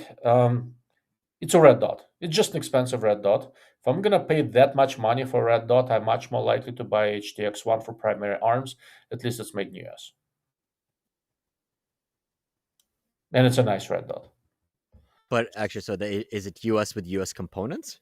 Oh yeah, the only thing that is not made in the US is the emitter itself. It has to come from Germany because there's nothing made in the US like that. They just don't make them here. Yep. Everything else, glass, aluminum, screws, everything is made in the US. Okay. And they build them right there in Houston. They built a facility for it. Cool. All right, if we can start wrapping up because it's almost 1 a.m. Well, sleep is overrated. Yeah, you're right. We should be wrapping up. Anyhow, so It's been 3 thank hours. you all for sticking with us for these almost 3 hours. Thank you, Max and Marcus, for sticking with me for almost 3 hours, tolerating unheard of abuse and things like that. I do appreciate It it. wasn't that bad. Do enough of these add up to a match, Ilya? How's that work exactly? Like, Well, I assume you come here to develop mental resilience, right? that's right. It's probably helping me for the match, So at least, what do they call that? Where you have a phobia and you just get a little bit of exposure at a time. It's like stress inoculation, basically. Yeah. I have fairly severe claustrophobia. Yeah, a little exposure at the time only made me more pissed off. It didn't work. So, but Interesting. yeah, all jokes aside, thank you guys for joining me. It's much easier to discuss this when you have company, and I do appreciate you tolerating my weird sense of humor. We do need to shoot a match or two together. Marcus, eventually I'm going to guilt you into it one way or the other. It'll happen. Yeah, one way. Matches are fun. It is a lot of fun, right? You learn so many new things about yourself every time you go shoot a match. Mostly So nothing. you're going to that one in Virginia then, Max, for sure, right? You're signed up I now. will try. As long as I'm here, I will absolutely try to do that or con him to go shoot a PRS rimfire or like a center fire type match. I'll have to take a look at it. There's a couple of for the marketing companies, there's a couple of commitments I have to do. So one of the things I'm shooting this year more is the East Coast Gas Gun Series. So it's put on by a friend of ours, and they also are going to do a 2-day match in Virginia as well. But I believe I'm definitely doing that big sniper match that all goes to charity. TRT stuff, TRT? Yeah, I believe so. In Montana, yeah. Please come over. I'm already signed up. So the one that Aaron was talking about. So yeah, that's the one. So Aaron and I are both going to RO this thing, and I don't have a partner. It's a 2-man team. Are you going to come and let's shoot it together and RO it together? You can, but are you going to hold me back? So I take shit competitive, honestly, like with the matches. It's like much like you. It's what's interesting is I started shooting PRS rimfire in NRL 22 because I was going through a series covering 22 rifles, and I'm like, hey, you know what better way to get footage than to shoot it at a map? at a match, and oh my freaking god, I actually take it very competitively.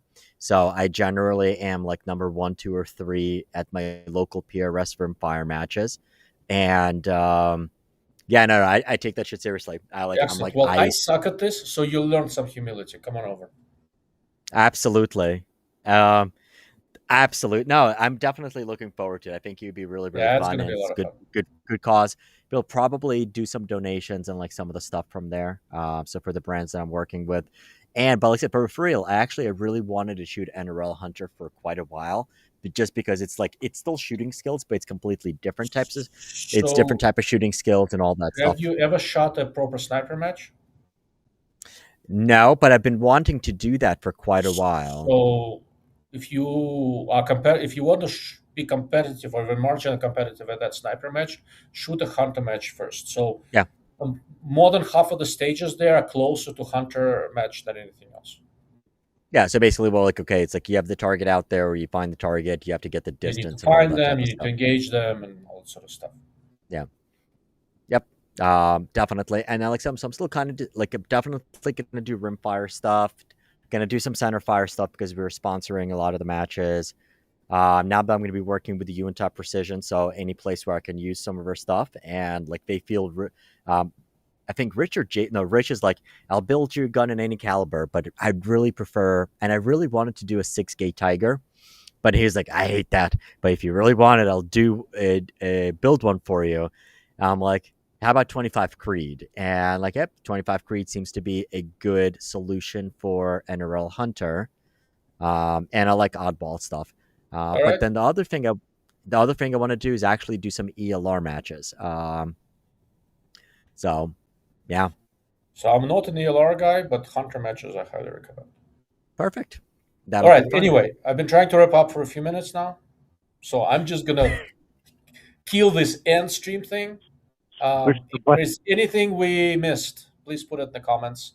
Whether the question is for me or for Mr. Slavgans or for Marcus, I'll make sure they get it. Thank you all, and I'll probably do a live stream and a giveaway next week. Watch my darklordofoptics.com website. I'll make the announcements there. Thank you all, and have a good night. Thanks, yeah. Thank you.